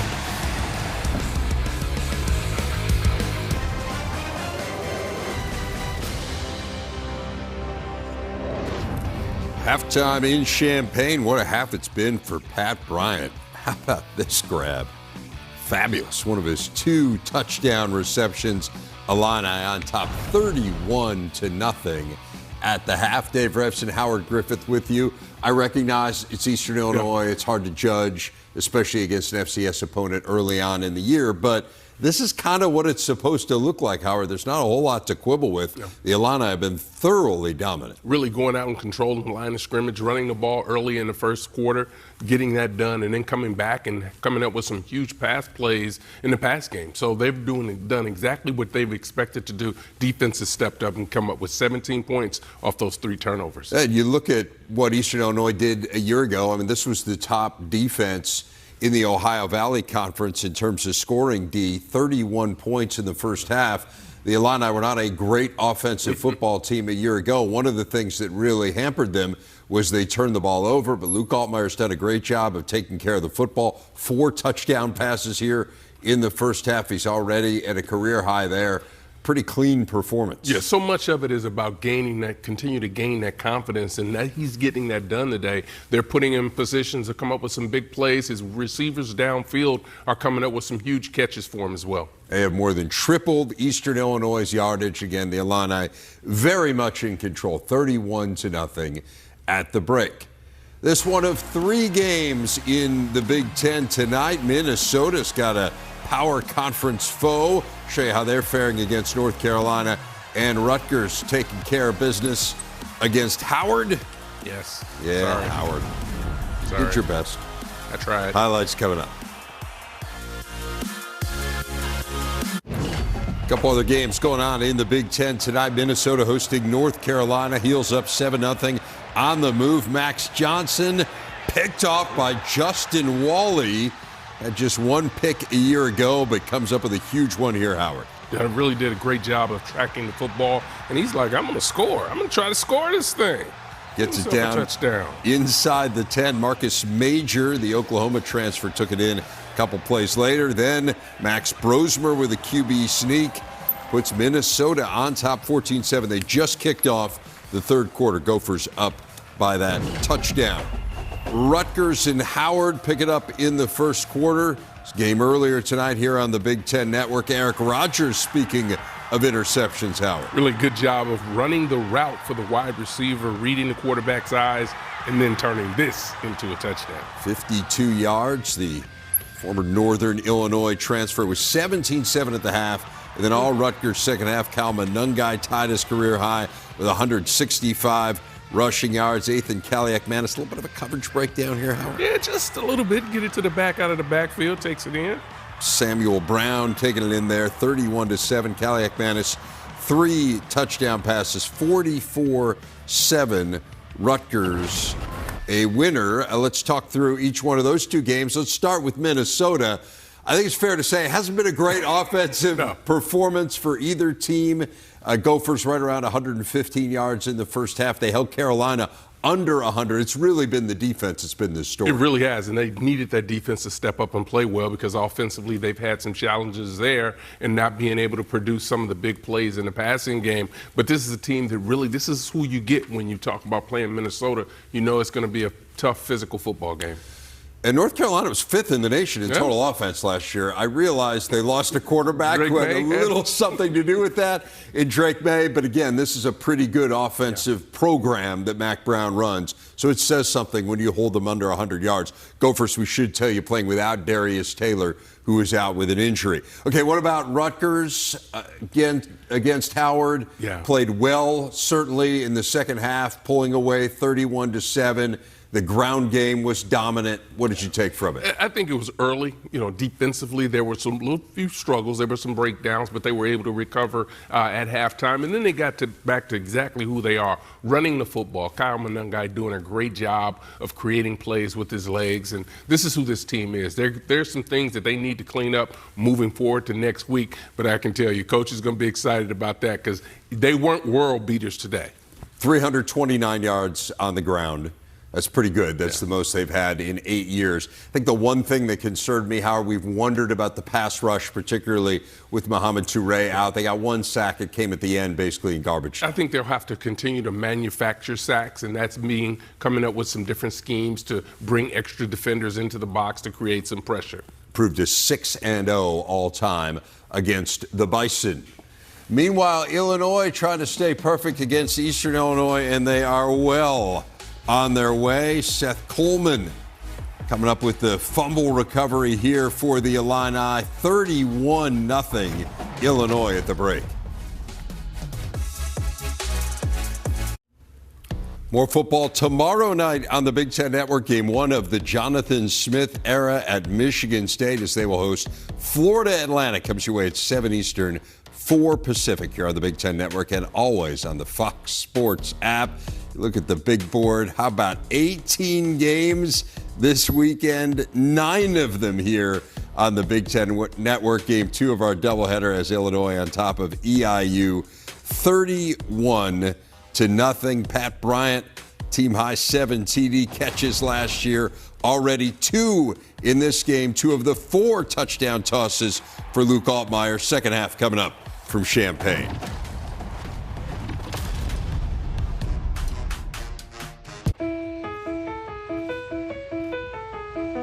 Tonight's Big Impact research takes us to Champaign, where veterinary specialists are helping flat-faced dogs and cats breathe easy. These breeds often suffer from respiratory problems. And Dr. Heidi Phillips of the University of Illinois is one of a few veterinary surgeons who perform novel procedures to widen these pets' airways. After surgical intervention, her patients can play without gasping for air, sleep without choking, and are less likely to die from heart disease caused by a lifetime of labored breathing. Thank you so much, Dr. Phillips, for what you're doing for our four-legged friends here at the University of Illinois, where the 2024 football season has opened tonight, and it was all Illinois in the first half, Fighting Illini in front 31-0. Mark Followell joined by former Illini All-American linebacker Jay Lehman.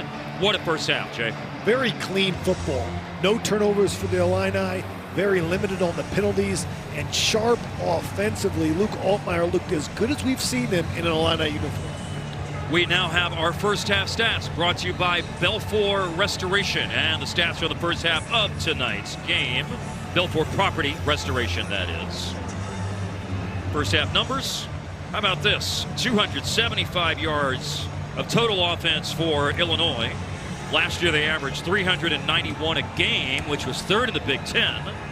163 in the air, 112 on the ground, 7 yards per play. Besides not picking up much of the way of yardage, I mean, the 3 turnovers. 3 turnovers are key. Huge momentum shifters early in that first half. Eastern Illinois had the momentum, totally changed on the caused fumble by Miles Scott. But how about the balance? The ability to run the football and throw the football. That's what Barry Lunny Jr. wants to do, and that's the identity that Brett Bielema wants to have for this football team in 2024.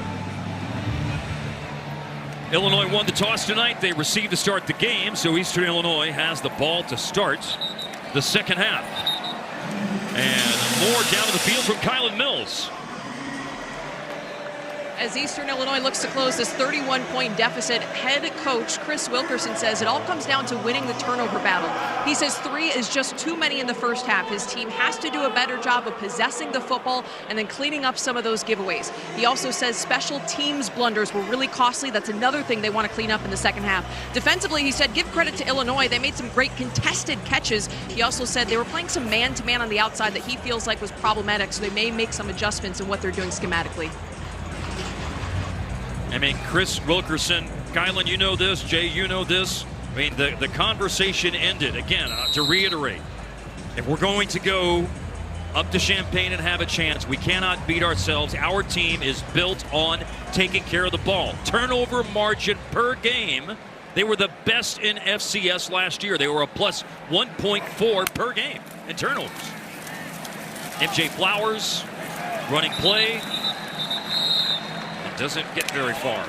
You saw Gabe Ackus just gunk that up from his defensive line position along with Matthew Bailey, who has been a ball hawk this whole game, playing that same position that Sidney Brown played 2 years ago, where he was so productive at a strong safety position as Chris Wilkerson looks on.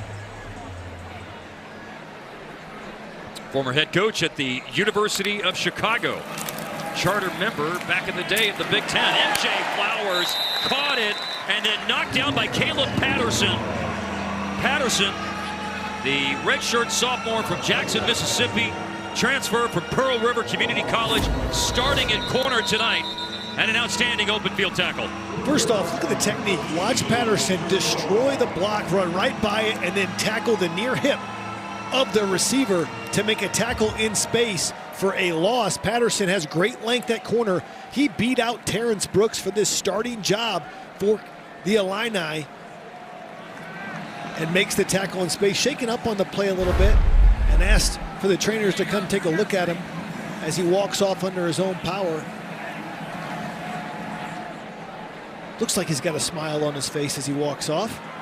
Did play 4 games last year in his first season in the program after his time at the JUCO level for a year in Mississippi. Star of the show in the defensive backfield is a contest, however, between Miles Scott and Torrey Cox Jr. in the first half. Yeah, creating turnovers. Torrey Cox Jr., a guy who was a late portal pickup out of Ohio University. Played a lot of football in Ohio at a high level. I'm glad they picked him up for the Illini D. And here's pressure, and Pierce Holly is hit from the backside. You got Alec Bryant, you got Gabe Ackus. Yeah, that's Gabe Ackus working the edge. Look at the power. Defense, number 3, 5-yard penalty. 3rd down. So you got Gabe working from the interior. It's going to be negated by a penalty here, but great hands and move by Gabe Akis as he gets to the football from his interior line position, 17. See, he bats the hands down of the lineman, and Bryant gobbles on. Now that sack was negated because there was a penalty, I believe, offsides on Alec Bryant. Yes. Third time rather, that they have lined up in the neutral zone, and it's been costly. It's negated a TFL by Matthew Bailey and that sack by Gabe Akis. And here's pressure again, but Holly got the ball out, and it's caught by Cooper Willman, and it's a first down over the 45 to the 47. Good protection there by the EIU offensive line. We thought we'd see more of that from Pierce Holly, that quick game, and able to make throws into the field. Long throw. Watch the protection here from the offensive line that gave him time. You got Bryant and Akis coming off the edge, and Bryant lost his footing trying to run the hump there. And another ball out quickly, and another completion to Cooper Willman. Willman was injured last year, limiting him to only 6 catches. 32 in his career at Eastern Illinois for the redshirt junior from Sterling, Illinois.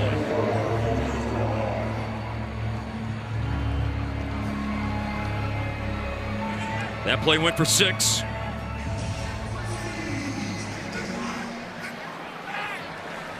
And because of that 6-yard gain, Pierce Holly and the Panthers have crossed midfield. Something they have done one previous time tonight. A throw to the back shoulder, an incompletion. Torrey Cox on the coverage. Dearius Smith was the target. We've seen that pressure before where Rosiak from his middle linebacker position triggers. You'll see he'll come close to getting a hit on the quarterback. Good effort there by Smith, but unable to come up with a catch with a tight coverage by Cox, and brings up a 3rd and 5 at midfield. Smith, a productive receiver in his time with Eastern Illinois. He's from Lexington, Kentucky. 45 career catches, over 720 yards. Drew Wilder, the shotgun snap, nowhere to go for Pierce Holly. Wow. Just love the call that Seth Coleman ran right there on what they call the Texas stunt. You see what Aaron Henry called. Watch him come to the inside, and the defensive line Briggs go to the outside. Watch him come inside. This is a quarterback draw killer. The quick Texas stunt, some people call it the QT stunt, and that was dialed up because Aaron Henry knew that Pierce Holly loves to run the quarterback draw on 3rd and short, 3rd and medium. He guessed right. Coleman paid off in spades with a big hit on the quarterback. And because of that play by Seth Coleman, it's 4th and 7. It's a punting situation, and Jacob Horvath with the kick. Fair catch by Mac Brasevich at the 14-yard line. Luke Altmaier, 4 touchdown passes in the first half for the Illini.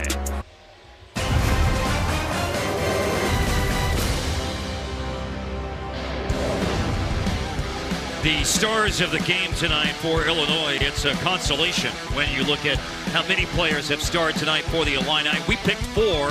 We could pick more, but Altmaier, Fagan, Bryant on the offensive side of the ball, Miles Scott on defense. They've been exceptional. Bryant has really had his coming out party this season in the first half already. Running Aiden Lawfrey, starting at running back tonight, picked up about 4 yards. As we have today's Quick Clips brought to you by Sport Clips. Yeah, start with Pat Bryant, right? Altmaier to Pat Bryant, and then on the rollout to Tanner Arkin for a tutty.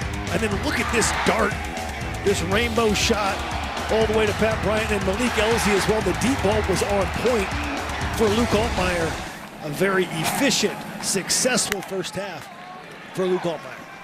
81 yards all year last year for Aiden Lawfrey. He's got 40 yards tonight. Oh, wow, 2 markers have been thrown here on this second down play. It's going to be a roughing the passer on Eastern Illinois. It was complete to Colin Dixon. It's number 6.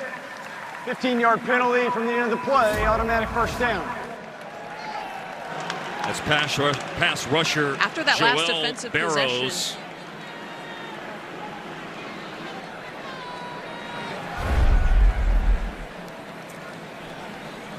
Pretty obvious, threw him late after he had let the ball go and slung him down. It's a good call by the officials. Completion though to Colin Dixon as well. So Colin Dixon, we've seen him block tonight, but That's his first catch of the game.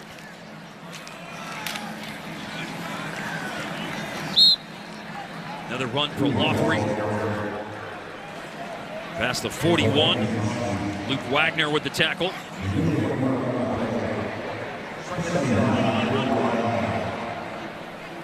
Luke Altmaier, 4 touchdown passes in the first half. Running game hasn't accounted for any scores, but certainly accounted for some chunk plays. Evidenced by, for example, you saw Caden Fagan on that graphic a moment ago, almost 9 yards per carry. Now Lofrey goes in motion out of the backfield. A clean pocket, a good pass to Ashton Hollins, put his foot in the ground, spins to the outside and down the sideline. First time he's been involved tonight. And Ashton Hollins, the redshirt, or the sophomore that is, from Lucedale, Mississippi. Yeah, this is a guy that was injured in training camp a little bit, but they're really high on him. Watch him spin to the outside, just a little dig route in. Now watch him put his foot in the ground, like you said, Mark, and get upfield with a stiff arm, and then get the yards after catch. Might be one of the faster wide receivers out there, but has the length as well. Ashton Hollins, what a tremendous story this young man is. You know, grew up with parents that were deaf, had to bring in people to sign language at the recruiting visit, and that helped seal the deal for Ashton Hollins. And you saw his length, 6'5", 190, and those long arms with a stiff arm. Penalty flag down here with 9:34 left in the third quarter. Hollins just had a 29-yard reception. Offense, number 74, 10-yard penalty, first down. Well, that is the first time that we're talking about J.C. Davis for something other than his stellar resume upon transferring from New Mexico to Illinois. Well, Barry Lunny said, right, we don't hear about him much, but when you do, you hear about offensive linemen. It's usually not good, and he does hold here, right? He gets beat at the point of attack on the run play, and he just grabs that jersey of the EIU defender while he's trying to escape, and easy call for the official. Well, as Barry said yesterday, we expect some things will go wrong. He's not impeccable. There's a run by Caden Fagan. Got some of the yards back. It's to the 33 before Phoenix Porter brings down Caden Fagan. Fagan just is so impressive. You know, has the brace on that shoulder. That's the shoulder that he hurt last year. Was a long recovery for Fagan, but finally 100%.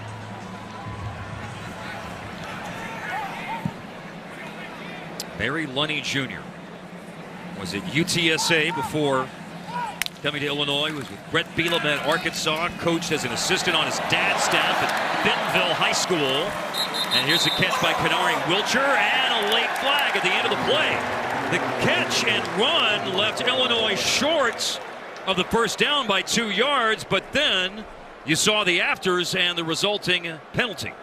It looked like there was some chatter. Good block there by Zachary Franklin to spring Kenari Wilcher in space as they brought Wilcher here on the screen. And there's a little, I think it's that push by Nick Coates, number Personal 1. foul, late hit, defense, number 1. Half the distance to the goal, automatic first down.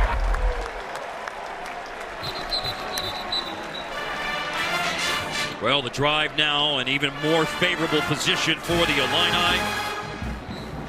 So we've seen Ashton Hollins catch a pass on this drive. Kenari Wilcher's second catch. Pat Bryant, Tanner Arkin, Malik LZ, Hank Beatty. They've thrown it out of the backfield to Lofrey tonight.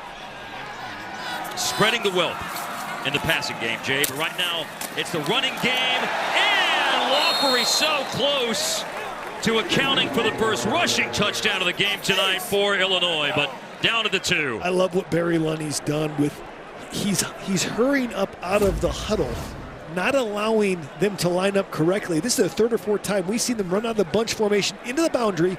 We saw a pitch to Fagan, we saw a pitch to Lofrey here, and it works extremely well. Watch them hustle to the line. It doesn't let the defense adjust. You can see that, and they're not ready for it, and they're able to get to the edge. Tanner Arkin, the tight end, among those who threw good blocks. And now here's a chance for Caden Fagan, and he sticks the ball out for the goal line. And waiting on a signal, and Luke Altmaier has hoisted his hands and arms in the air. And finally the call is touchdown. The man that matters, one of the referees indicates touchdown. The line judge came in. I love that Luke Altmaier signaled touchdown, but the line judge made it official. Made it official. Let's look at the extra effort here. See the ball cross. It's hard to see now where his knee's at, but it doesn't look like his hip or his knee is down right there. I agree. And he passes and breaks that plane, that goal line, any part of that ball. Good call right there by the officials. That's a great look right there. Certainly looks to be over. And even if you did review, do you have enough? I agree. To even overturn it with those angles. Well, it is going to be reviewed. And so for the second time tonight, a decision is now in the hands of the Big Ten's new state-of-the-art replay center, centralized location for the decision-making process of official reviews. And they will determine whether or not this touchdown is confirmed or will stand for Caden Fagan. See, now that look, it looked like it.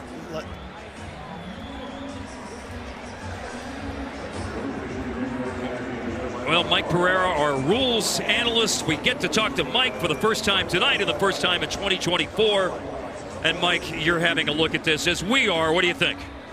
Well, I'm kind of like you because I'm looking through the maze here and I see the ball that actually appears to break the plane, but I can't see the knees. And so then you get to the point of what did they rule? And often on these runs up the middle like this, you know, that you never get the clearest look. So I don't really see anything they could use to overturn it from what I've seen anyways.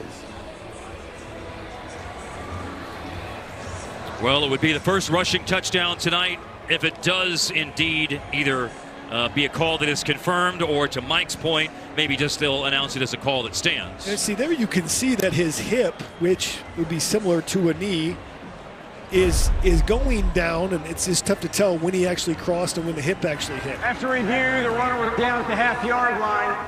Oh. So a first down is gained, but a touchdown is not scored. Well, that was hard to tell on that play, but it looked like they must have seen that his hip was down. Well, the word that Mike Pereira just used was maze, and you do have to look through a maze of offensive and defensive players. Yeah, that's tough to tell, man. Yeah. That right hip does go down, but I don't know if the ball has crossed the plane or not. Well, it's first down and goal inside the 1 yard line. Will they dial up Caden Fagan's number again? Yes, they will, and this is a no-doubter. Into the end zone. A little delayed gratification for Caden Fagan. The initial touchdown taken away. This one is on the board, 37-0 with an extra point to come.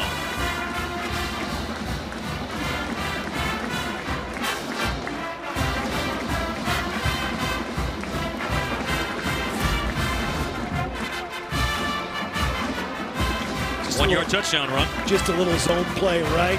Cuts it right back into that soft spot between Priestley and his tight end, Boyer. Yeah, Melvin Priestley is the other new tackle. We talked about J.C. Davis on the left side. Priestley getting it done there on the right side as Illinois extends the lead.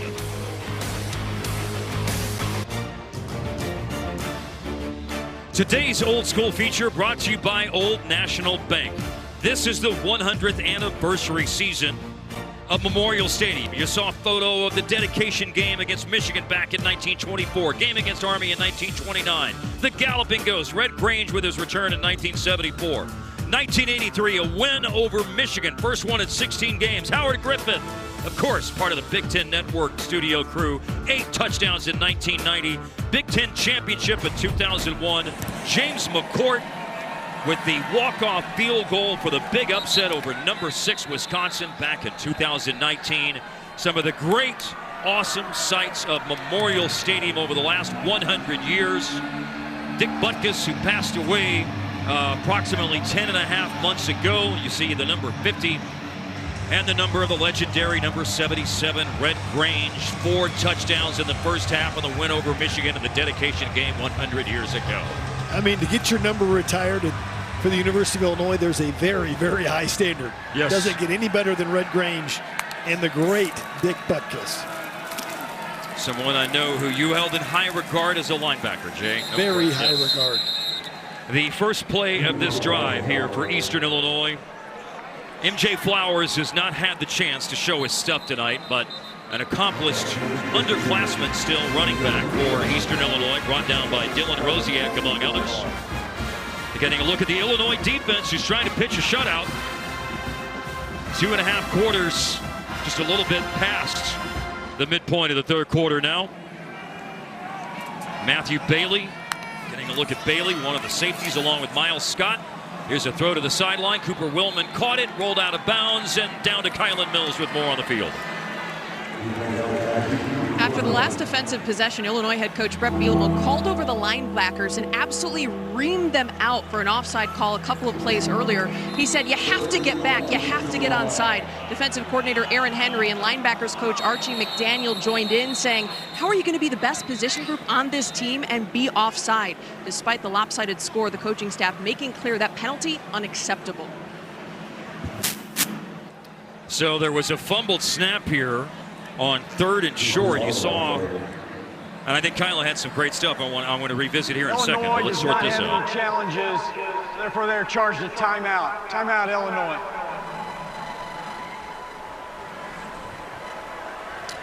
So 6:06 left in the third quarter. Illinois in front, 38-0 with this timeout.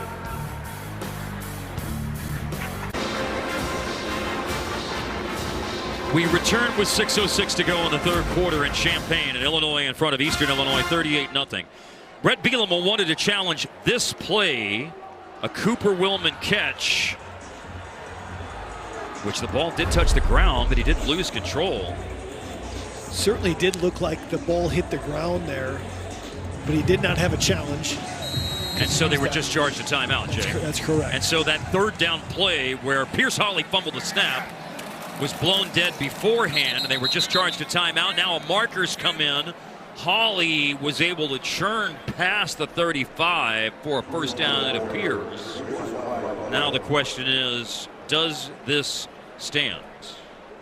This play. False start. Offense, 72, 5-yard penalty, third down. 28 starts in 5 seasons for Elkanan Tanalis from Naples, Florida, 6-year senior. You see him move at left guard. Old Elkanan gets antsy. Boy, I didn't see much movement at all. I'm not sure what they saw there. The coaches call him Elk. I didn't see Elk move much there. Well, now the third down snap is 5.5 yards. It's inside the 30. Hawley throws, and this is caught by Eli Mirza, who fights off a tackle by Jaheim Clark. And it's a first down. Yeah, good man-beater concept that made Clark go over the top of the pick route. And Clark was late getting there, but able to make the tackle in space to prevent any more yards after the catch. Got Jeremiah Warren coming onto the field now. Late addition to the group for the Illini, and Tira Edwards is going out. You have to let them substitute. If the offense substitute, they have to let the defense substitute. Haven't seen a lot of Warren, the redshirt freshman, tonight. And this is a sliding catch out of bounds for Darius Smith. So Illinois, one of the best defenses in the country in 2022. Look at the TFLs, the takeaways, the pressure percentage, all of those numbers dropping last year, Jay. And they lost a lot, right? They lost 3 NFL defensive backs, but they just were not good enough to win consistently in the Big Ten by not getting the turnovers they got and not getting the pressure they needed, despite having Johnny Newton, a tear at defensive tackle, create chaos. Here's a 2nd down and 3, and it's lofted up by Pierce Hawley. Oh, wow. Caleb Patterson on coverage. And 2 different penalty flags fly in, understandably so. It's a good teaching point here with Patterson. He's in phase. That means he's in sync there with the receiver here and tries to track the football and just gets handsy and pulls down the receiver when he doesn't need to, right? Watch him pull down right there. He didn't need to do that. Number 22, 15-yard penalty, automatic first down. 6 penalties tonight now. Illinois averaged just over 6.5 per game last year. Pretty clean other than the offsides. The defense lining up offsides. That was not a clean play by Patterson. He'll learn from that, though. They were trying to throw it to Darius Smith, who had caught the pass on first down, and Pierce Holly has to eat it. Joe Barna, promising freshman. He can be special, is what Aaron Henry told us yesterday. Out of Wheaton North High School, helped lead Wheaton North to 2021-2022 state championships. Watch the inside move here as he uses the bull rush. Wow, just power from Barna and extension, and then slides inside. Aaron Henry says this guy's the next great outside linebacker for the University of Illinois. When asking yesterday if there's a player on the defense who's farther down the depth chart that he really was excited to see get some snaps tonight, Joe Barna was the name mentioned. And by the way, Barna, after the sack on the previous play, part of the tackle on that running play as well. Productive. Can he play on the line of scrimmage in the Big Ten? That's the question for Joe Barna and Alex Bray. They've got some young football players. They've developed some great defensive linemen under Terrence Jamison, the defensive line coach. Could Barna be the next? He plays outside linebacker, but does play on the outside on the line of scrimmage. And Holly throws it away. There was a delayed blitz coming in. Rosiak, Pat Farrell. Barna had the drop here, Jay. Showing the versatility right here. He's guarded man-to-man the back. Barna just a young football player, just a freshman. His future's bright for that kid from Wheaton North. 39-yard line of the Illini, 4th and 8. Here's Holly to throw, and they convert. It's caught at the 25, running to the inside of the field, and then the ball came out at the last minute after Darius Smith and caught it. How about Dylan Rosiak? This is what you call hustle, folks. Patterson is beat on the play. Patterson makes the recovery, but it's Dylan Rosiak and running to the football. If you're a young linebacker, you need to watch number 28, Dylan Rosiak. He spots the football, he sprints the ball, and watch him strike the football out of the receiver's hands. Turnover for the Illini. They're 4th of the night. Caleb Patterson jumps on a 1st and 10 going the other way.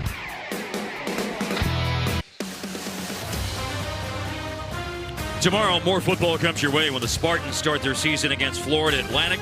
The excitement kicks off at 7 Eastern, 4 Pacific, only on the Big Ten Network and the Fox Sports app. Recall Florida Atlantic last year played Illinois. These Fighting Illini very tough. Just a 6-point win in that game for Illinois. But it's a whole lot more than a 6-point win that the Fighting Illini will record tonight, and a big reason why they forced 4 turnovers. Yeah, Miles Scott had a big part, 2 of them forcing the fumble early, then played center field with the interception. And Torrey Cox got in on the action. And this last one by Dylan Rosiak, the hustle from the middle linebacker to strip the football with a tomahawk chop. That's not something that just happens, that's coached, right? They coach that drill every day, every week probably, of how to get the football out, executed perfection by Dylan Rosiak. And they go on an end around here, and there's space for Aiden Lawfery. Lawfery running down the sideline and outside the 40-yard line. Big pickup on the first play after the turnover. As Aiden Lawfery, the starting running back tonight, adds to his total. I love what Barry Lundy Jr. designed here. And Bart Miller, their offensive line coach, blocked it up perfectly.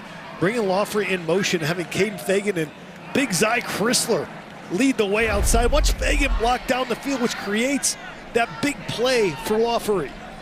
Zy Chrysler making his 25th start on the Illinois offensive line tonight. And here is a keeper by Altmaier. Altmaier, a first down. Elijah Tolbert looked like he wanted to slap that ball away, running up from behind, but did not do so, and it's a first down to the 43 of the Panthers. I like the call and that you make a defense prepare for that if you watch it on film. I just wish Altmaier would have slid. If you're an Illini fan, a good gain, but no need to take a hit when you're up 38-0 and get up just a tad slow here. He's a tough guy, blocked by Colin Dixon. He's gang tackled there by a couple defenders, including Elijah Tolbert. Altmaier did run for 282 yards last year, including a 72-yard run in the opening game. The 2-point win over Toledo. That's Caden Fagan with a first down run inside the 35. Caden Fagan jumped over the defender trying to cut his legs and gain an extra 4 yards with his length to make it a 9-yard gain. Brett Bielema's got like what he's seen from his running backs tonight, Aiden Lawfrey and Caden Fagan. Both of them with 79 rushing yards in the game. And you add Josh McCray into the mix, and it's a talented trio at running back, no question, that Illinois, if they can keep them healthy, will have at their disposal this year. First down easily converted by Fagan to the 22. Behind Chrysler and Melvin Priestley, there are some gaping holes. Watch 72 and 58. Just combo block on people. 2 for 1 by Melvin Priestley. The Grambling transfer, that's another story as well, Marcus. Another breakfast meeting in the morning. Yes. This time in Mississippi. The selling, Louisiana. And Louisiana, yes, outside of Ruston, Louisiana. The selling point was they put on tape of a Grambling game against LSU, and Melvin Priestley blocked the edge rushers for LSU better than any other tackles he saw that were in the portal from the SEC. Here's a run to the right side, Caden Fagan. And this is on the edge of the red zone now with that ball down just outside the 20-yard line. But Priestley out of East St. Louis High School, historically a recruiting ground for the University of Illinois. Some great players have come out of there. Terry Hawthorne, of course, the great Dana Howard.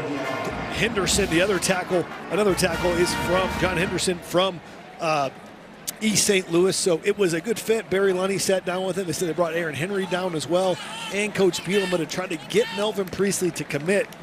And he did, and it's been great to get him as the right tackle for the Illini. Well, they wanted to get a read on Melvin Priestley, the person, as well. We can discuss that a little more as the night unfolds. We're into the fourth quarter now. Joe Barn has had some time tonight, and he's having fun. The Illini are.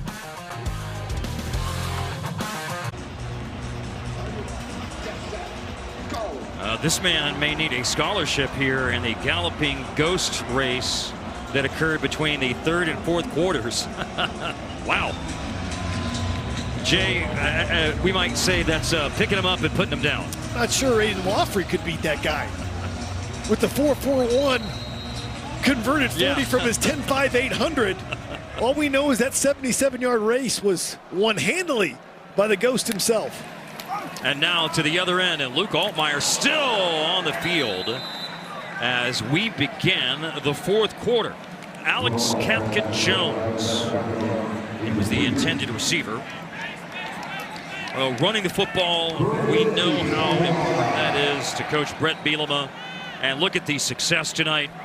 I mean, it's not just the total yards, it's the average. I mean, it's over 7 a pop for both guys, Lawfrey and Fagan. And this is what Brett Bielema wants to do. He talked about one of the years at Wisconsin, he had John Clay who ran for over 1,000. He had James White over 1,000, and Monty Ball was 2 yards away from 1,000. He's like, if I would have known, I would have got 3 guys for 1,000 yards.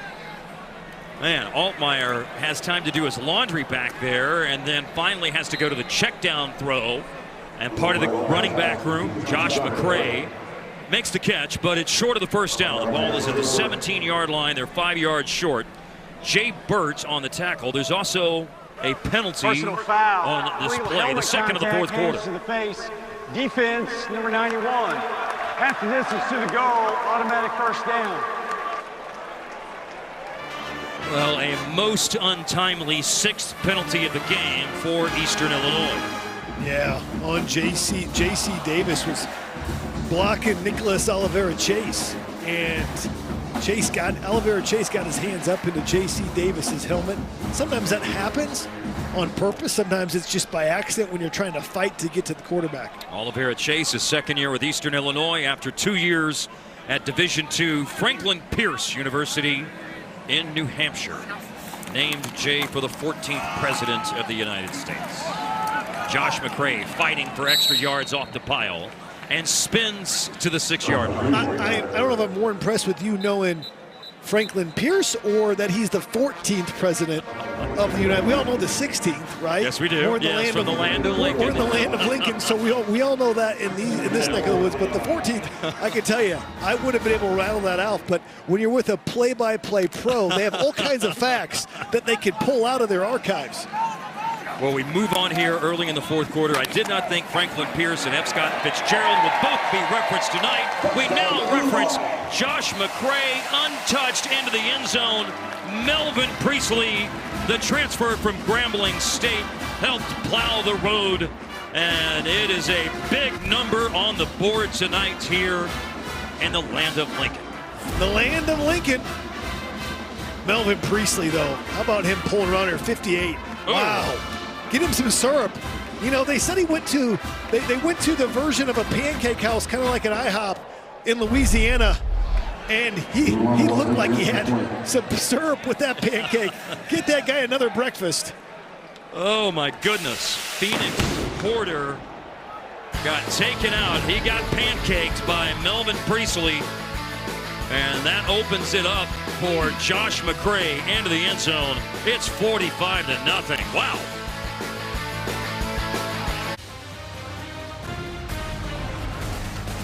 Football on the Big Ten Network is sponsored by State Farm and by Auto Owners Insurance. Well, they're going to have a hype siren here this year at Memorial Stadium, and the hype man on the siren tonight to get the crowd pumped up right before kickoff was the All-American Terrence Shannon Jr., now on his way to the NBA, late first-round draft pick by the Minnesota Timberwolves after his time here playing for the Illini. You saw Donovan Leary. You saw a glimpse of him on the sideline. We believe he'll be on the field for the next Illinois offensive possession. But it's Eastern Illinois on offense now and the Illini on defense. After the kickoff into the end zone, 45-0 the lead for Illinois. Big night by the defense, and more on that defense from Kylan Mills.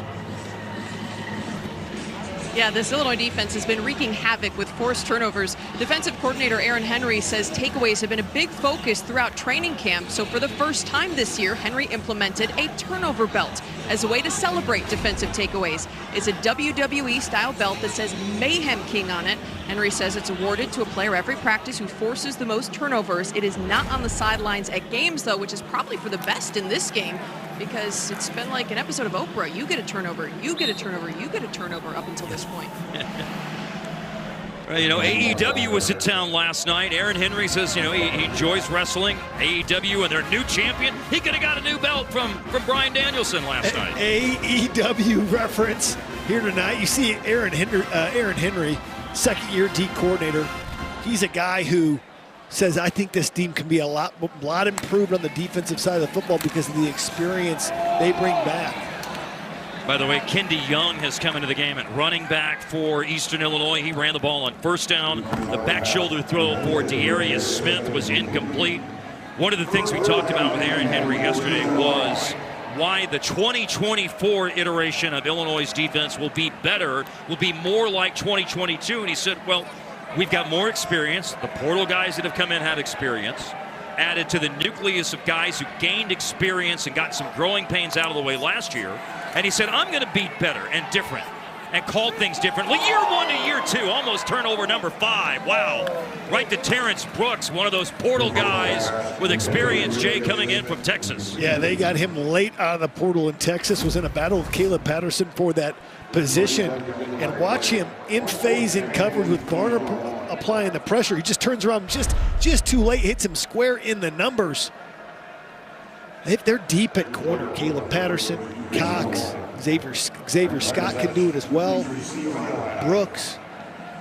His dad will be disappointed he didn't intercept that. His dad, Chet Brooks, played 3 years with the San Francisco 49ers and had an interception in Super Bowl 24 against Denver. Punt there by Horvath, and this is brought down at the 26-yard line, down by Eastern Illinois. Coming up Saturday, a huge slate of action on the Big Ten Network and the Fox Sports app with a 6-game quadruple header. There's the schedule. Features the Big Ten debuts of Oregon against Idaho, Washington against Weber State. So go to btn.com/gamefinder for the channel locations in your area. Have we ever had a quadruple header? I don't think so on the Big Ten Network. Weber State, Washington. Is that Big Ten After Dark? That's what I think. Yeah, I like it. Debuts to watch 13 new projected starting quarterbacks. Of course, the same one here, Luke Altmaier. 5 new head coaches. Out with the old, in with the new. All coming this weekend. All right, so a snap here for Donovan Leary. Now he hands the ball off to Caden Fagan. But Donovan Leary from Sicklerville, New Jersey, sophomore, threw for almost 6,300 yards and 50 touchdowns in his high school career in Sicklerville, New Jersey. And now patiently awaiting his opportunity, and here it is. Yeah, we got to see Donovan Leary just a bit in the spring game here on Big Ten Network, and he has a big-time arm that can make any throw.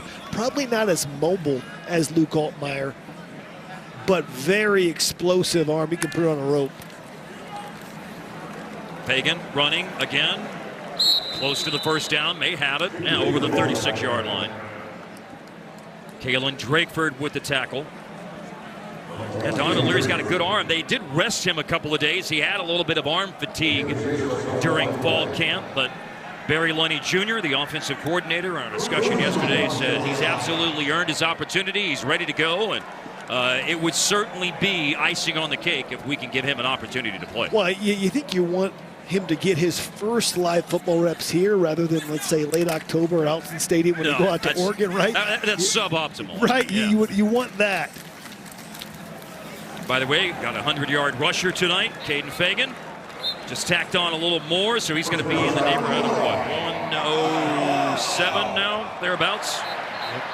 And he'll let Jordan Anderson come spot him. Jordan Anderson, recruit they got out of Joliet Catholic. He runs at about 240, weight-wise, so it's very similar build. I won't be surprised if they got Leary a couple throws just to break the ice, even though they're up 45 points. That was a 3rd and short that was converted. And Jordan Anderson, to your point, at Joliet Catholic, had 31 touchdowns as a senior and over 1,540 rushing yards. There's Leary getting a throw. Incomplete for Malik Elsie, who caught a touchdown pass in the first half. Yeah, he overshot him a little bit there. Elsie will want that one back because he could have caught that. Leary has just a cannon for an arm. Has been an understudy here the last couple of years, and this is his first live action. But Barry Lunny has a lot of confidence in him. Barry Lunny's a great tutor of quarterbacks, has developed them everywhere he's gone. Leary's first collegiate throw and incompletion. Now on 2nd down and 10, here's Jordan Anderson. He's on the stat sheet with a 2-yard run on 2nd down. The aforementioned sophomore from Joliet Catholic in Naperville. At whatever level, when you put the 31 rushing touchdowns in a season in high school, that's impressive. And speaking of impressive, officially 108 on the ground for Caden Fagan, 16 totes, 1 touchdown. Talk about playing at a different level. Atwood Hammond High School, 1A, 2A school in Illinois, and Fagan, I think, ran quarterback there on the Wildcat and just dominated everybody. Can you imagine that guy at a 1A school? Fagan had a touchdown run, and the first time they thought he was in, it was taken away on an instant replay situation. And then the follow-up from about a half yard out, Fagan ran it in here earlier in the second half. Leary with an incompletion there on 3rd and long. We haven't seen a lot of Hugh Robertson tonight, but we will here.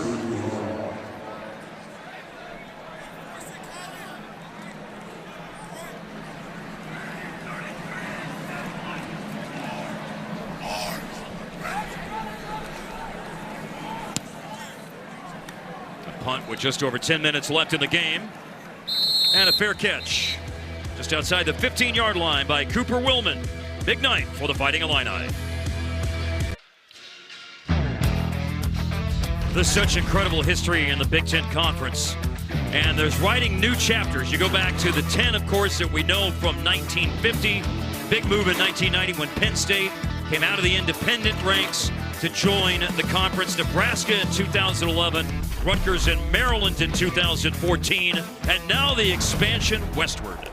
Washington, Oregon, UCLA, and USC officially joining in August, and now their first football season. The debuts coming for Oregon and Washington on BTN Saturday. You can literally watch, BTN tailgate in the morning and in the pregame show. You watch the 11 o'clock, the 2:30, the 6:30 game. Now we got an 8-9 Central game. I mean, you can literally be on your couch all day and watch Big Ten football. You just can't beat it in the fall. Well, such great leadership with the conference. Kevin Warren, the previous commissioner, now Tony Batiti, the commissioner. Bad throw out of bounds here by Pierce Hawley.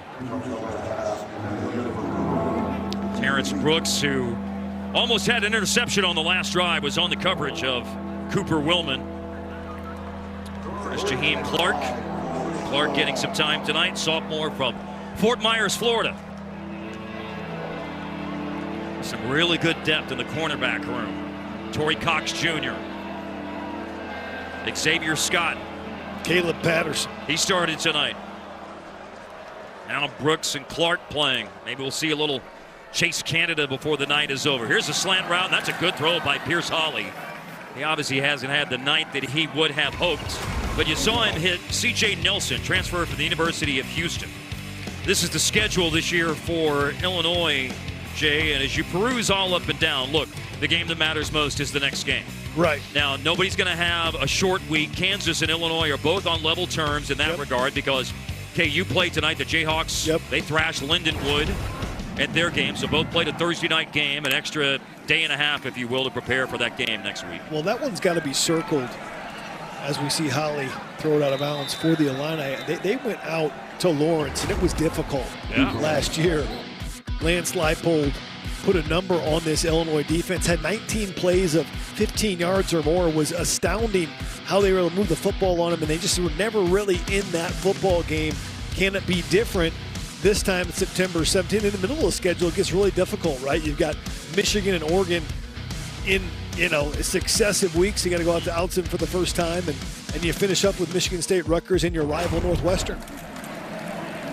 And obviously a bitter defeat at the hands of Northwestern last year, 45-43.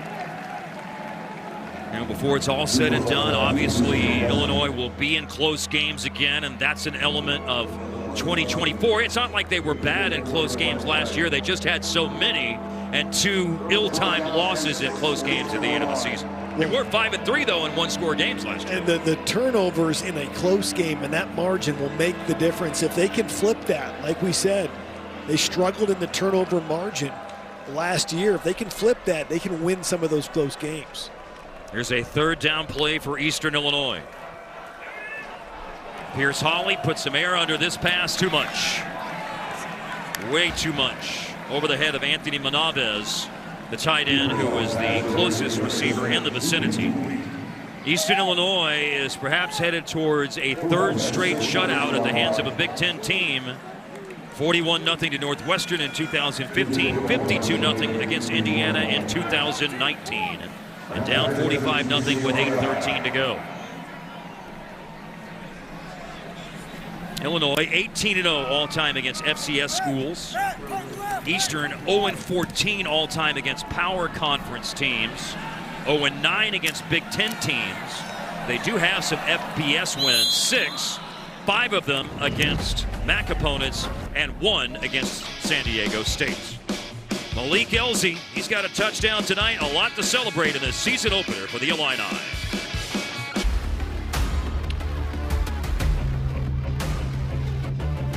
45-point Illinois lead here in the fourth quarter. One of the connections between these two teams, Eastern Illinois head coach Chris Wilkerson used to coach with Illinois offensive coordinator Barry Lunny Jr. The duo were both assistants at San Jose State back in 2003-2004. They became so close, in fact, that Lunny and his wife are the godparents of Wilkerson's oldest son, Peyton. Coach Wilkerson and Lunny Jr. described each other as some of the best humans they know. They were pretty much on par with what one said about the other. They said through the years they've stayed in touch, watched each other's teams. Another thing of note, Coach Wilkerson says he usually makes a drive up for Illinois summer camp, and with a laugh he said Lunny Jr. told him, maybe not this year, given our season openers.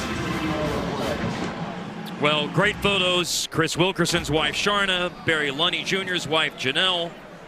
And just an incredible connection between those two families. And they crossed paths tonight on the football field. And Obviously, outside of tonight, Eastern Illinois roots for Illinois for the remainder of their games, and the feeling is mutual in the other direction. Well, it just shows you the different paths you can take. I mean, from San Jose State, Chris Wilkerson goes on to become the head coach of University of Chicago. Barry Lunny goes back to coach high school football with his dad, a great Hall of Fame coach in Arkansas. Yeah, Bentonville, Arkansas. And then he goes in. They get back, and Lunny gets back into college coaching. And, I know that him and Janelle, take it very seriously that they're godparents of Sharna and Chris Wilkerson's kids. So it's just great, the connections of football. Chris Wilkerson, they won 8 games last year. They'd won 8 in the previous 5 seasons. The last of those previous 5 seasons was Wilkerson's first back at his alma mater as the head coach. So they went from 2 wins to 8 wins. And by the way, one of the things that Barry Lunny noted yesterday is that, you can see the fiber of what Chris Wilkerson is all about as a person and the way that his team plays football. He said he sees Chris Wilkerson in that defense all over the place. His footprints were over, his handprints were all over it. That's a guy, Barry Lunny Jr., who's poised to have a very, very big year this year. Yeah. Has a starting quarterback. They've got the offensive line issues fixed. He brought in Justin Stepp from South Carolina to coach up the receivers. And Brett Bielema's got to be very happy with that hire that he did 3 years ago to bring Barry Lunny here. And the offense is starting to reap the benefits of it. Now with Donovan Leary as well, showing off his arm. Donovan Leary, his second series at quarterback, handing the ball off. So as you look to the sideline and see Barry Lunny Jr., just a reminder, look, there was a lot of effective things that happened in the pass game last year. Their most passing touchdowns since 2014, most yards a game in the air since 2013, and most yards per attempt, a very good indication of quarterback play since 2008. It's an interesting marriage between Lunny and Brett Bielema, because Brett loves to run the football, but Lunny loves to throw the football as a former quarterback, but they want to play complementary football, and Barry does a tremendous job of that, keeping the defense guessing on downs, distances, different situations, on when they're going to run, when they're going to throw. Khalil Valentine getting a chance to run the ball here in the fourth quarter. And that's an exciting freshman from Chandler, Arizona. Over the last 2 years of high school, he ran for nearly 2,700 yards and 37 touchdowns. And Brett's seen a lot of running backs, and he said, I'm excited about number 5. Yes. He said, I think this guy can be special. Yeah, obviously, he's got some guys in front of him, and Aiden Lawfrey and Caden Fagan, and Josh McCray, Jordan Anderson. They got so thin at running back last year. I think Coach Bielema said, I never want that to happen again. And they definitely got the depth figured out at running back this year. A lot of depth at running back and a lot of depth at wide receiver as well. If you look at the number of players who've been targeted and caught passes, and add another name to that list, this is Carson Goda, a transfer tight end from Division II St. Anselm in New Hampshire, where he caught 122 passes, including 12 touchdowns, over 1,400 receiving yards. Look, they were really high on Cole Rusk, a transfer J, an All-American at Murray State, and he hurt his knee in fall camp, season-ending knee injury. Carson Goda's got a chance, though, to have some targets as part of the tight end game. He's got great ball skills. He doesn't have to be the inline tight end like Tanner Arkin or Henry Boyer. He's got the skill. I like what I'm seeing from Donovan Leary. Quick release, and you can see the arm strength into the boundary there. Threw it on a dart to Goda. And now Jordan Anderson running the ball. So Donovan Leary has 2 completions now in his first collegiate action. Khalil Valentine has some runs. Jordan Anderson now, again, with some runs here in the fourth quarter. He had one earlier in the fourth quarter as well. There's Luke Altmaier, who was sensational tonight, especially deep balls in the first half. Great accuracy on the deep ball. He took care of the football. No turnovers for the Illini, and no significant injuries that we know of. That's so big when it comes to a team like Illinois, who may not have the depth of some of the upper echelon teams of the Big Ten, so you got to really stay healthy at the positions that you need. You see Isaiah Williams right there, back in town, fresh off making the Lions roster. And here's a bobble by Hank Beatty, ultimately ruled to be an incomplete pass here. Well, he fought for that catch, though. Hank Beatty out of Rochester, Gatorade Player of the Year a couple years back in the state of Illinois. Rochester, such a proud program in Illinois. Same program as Wes Lunt, former Illinois quarterback. They've had a lot of studs out there. You see Isaiah Williams right there. So I'm going to make a visit here before I have 17 straight weeks of playing football with the Detroit Lions. By the way, Hank Beatty, 15 catches over the last 2 years. Did not make the catch on that last pass on second down.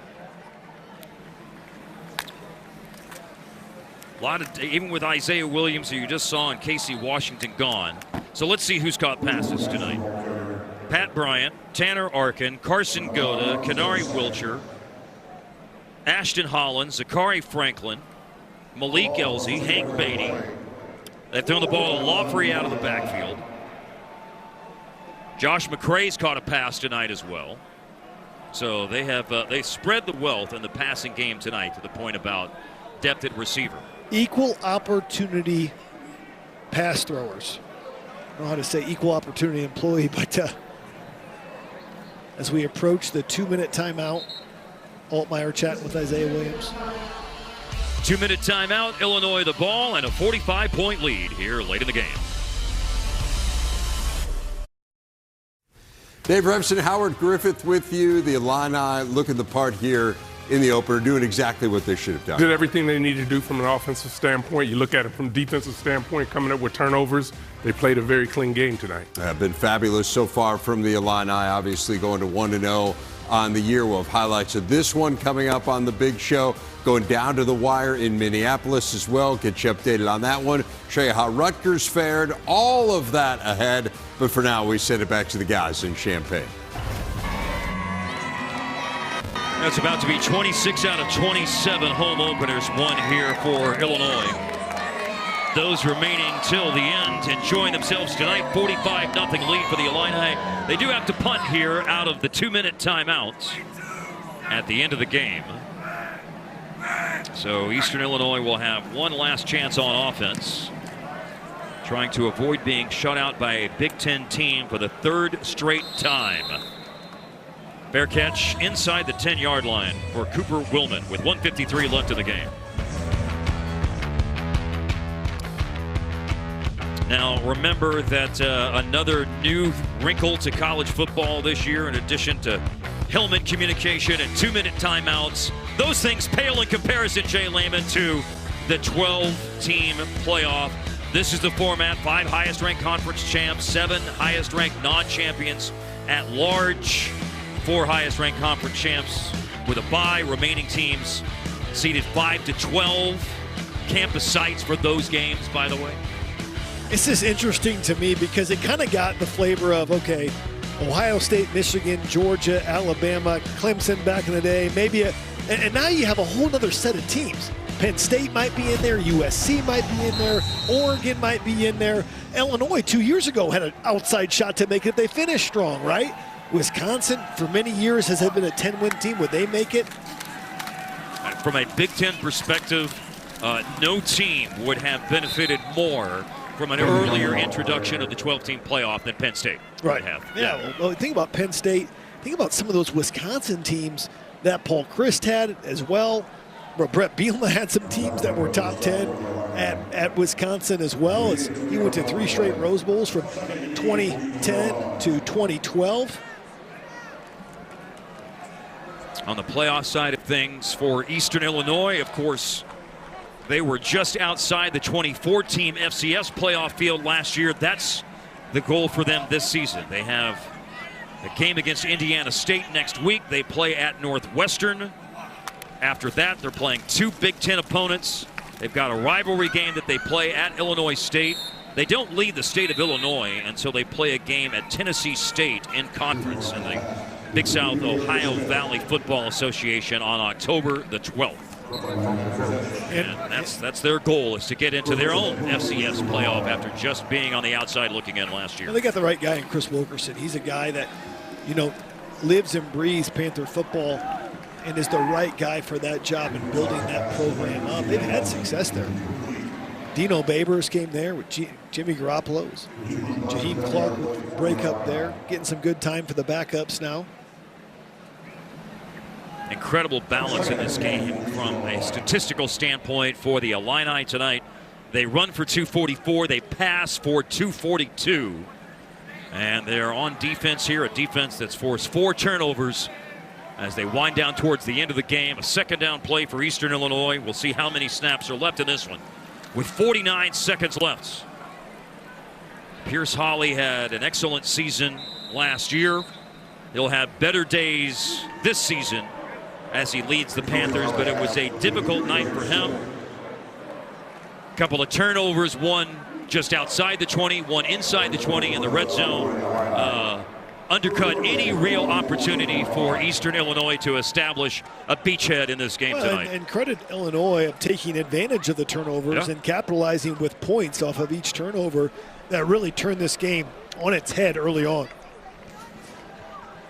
Well, that was a big part of the success, an important ingredient in 2022 to turn the ball over and to take advantage. And that ingredient served them well in the recipe tonight. 45-0. It's gone final.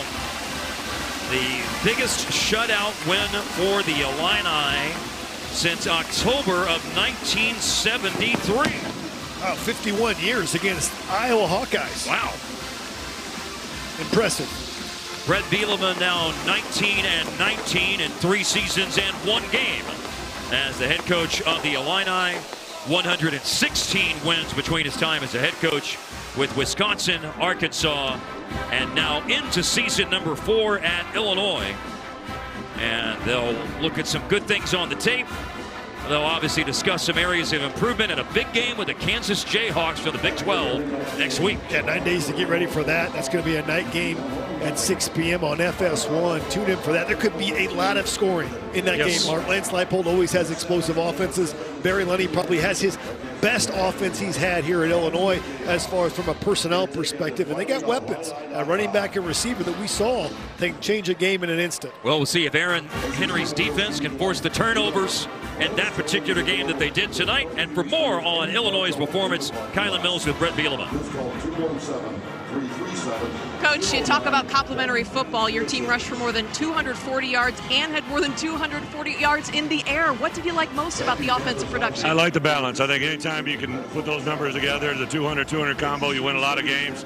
Give a lot of credit to Chris and his crew. I think that's a really good football team that obviously got overwhelmed a little bit today, but I like the way our guys handled it. Came out of it pretty healthy. See where we go. We got Kansas coming to town. Your defense forced 4 turnovers and earned the shutout. How did that group set the tone? They've been working on it. They've been, I give credit to Aaron and the defense staff going back to last spring. Talked and preached about turnovers. They work on it every day, and they realized out there today, Dylan Rosiak, classic there at the end, knocking that ball out, really good stuff. Coach, I noticed in the third quarter you really got on your linebackers about an offside call. Why is it so important for you, even in a lopsided game like this, that you really set the tone on those types of things? Well, everything is supposed to be perfect, right? And we actually gave them 2 first downs by being offsides, and we just can't play winning football against good competition doing that. So teachable moments come whenever they can, and you got to be able to do that. Thanks, Coach. Appreciate it. Hey, if you're in it to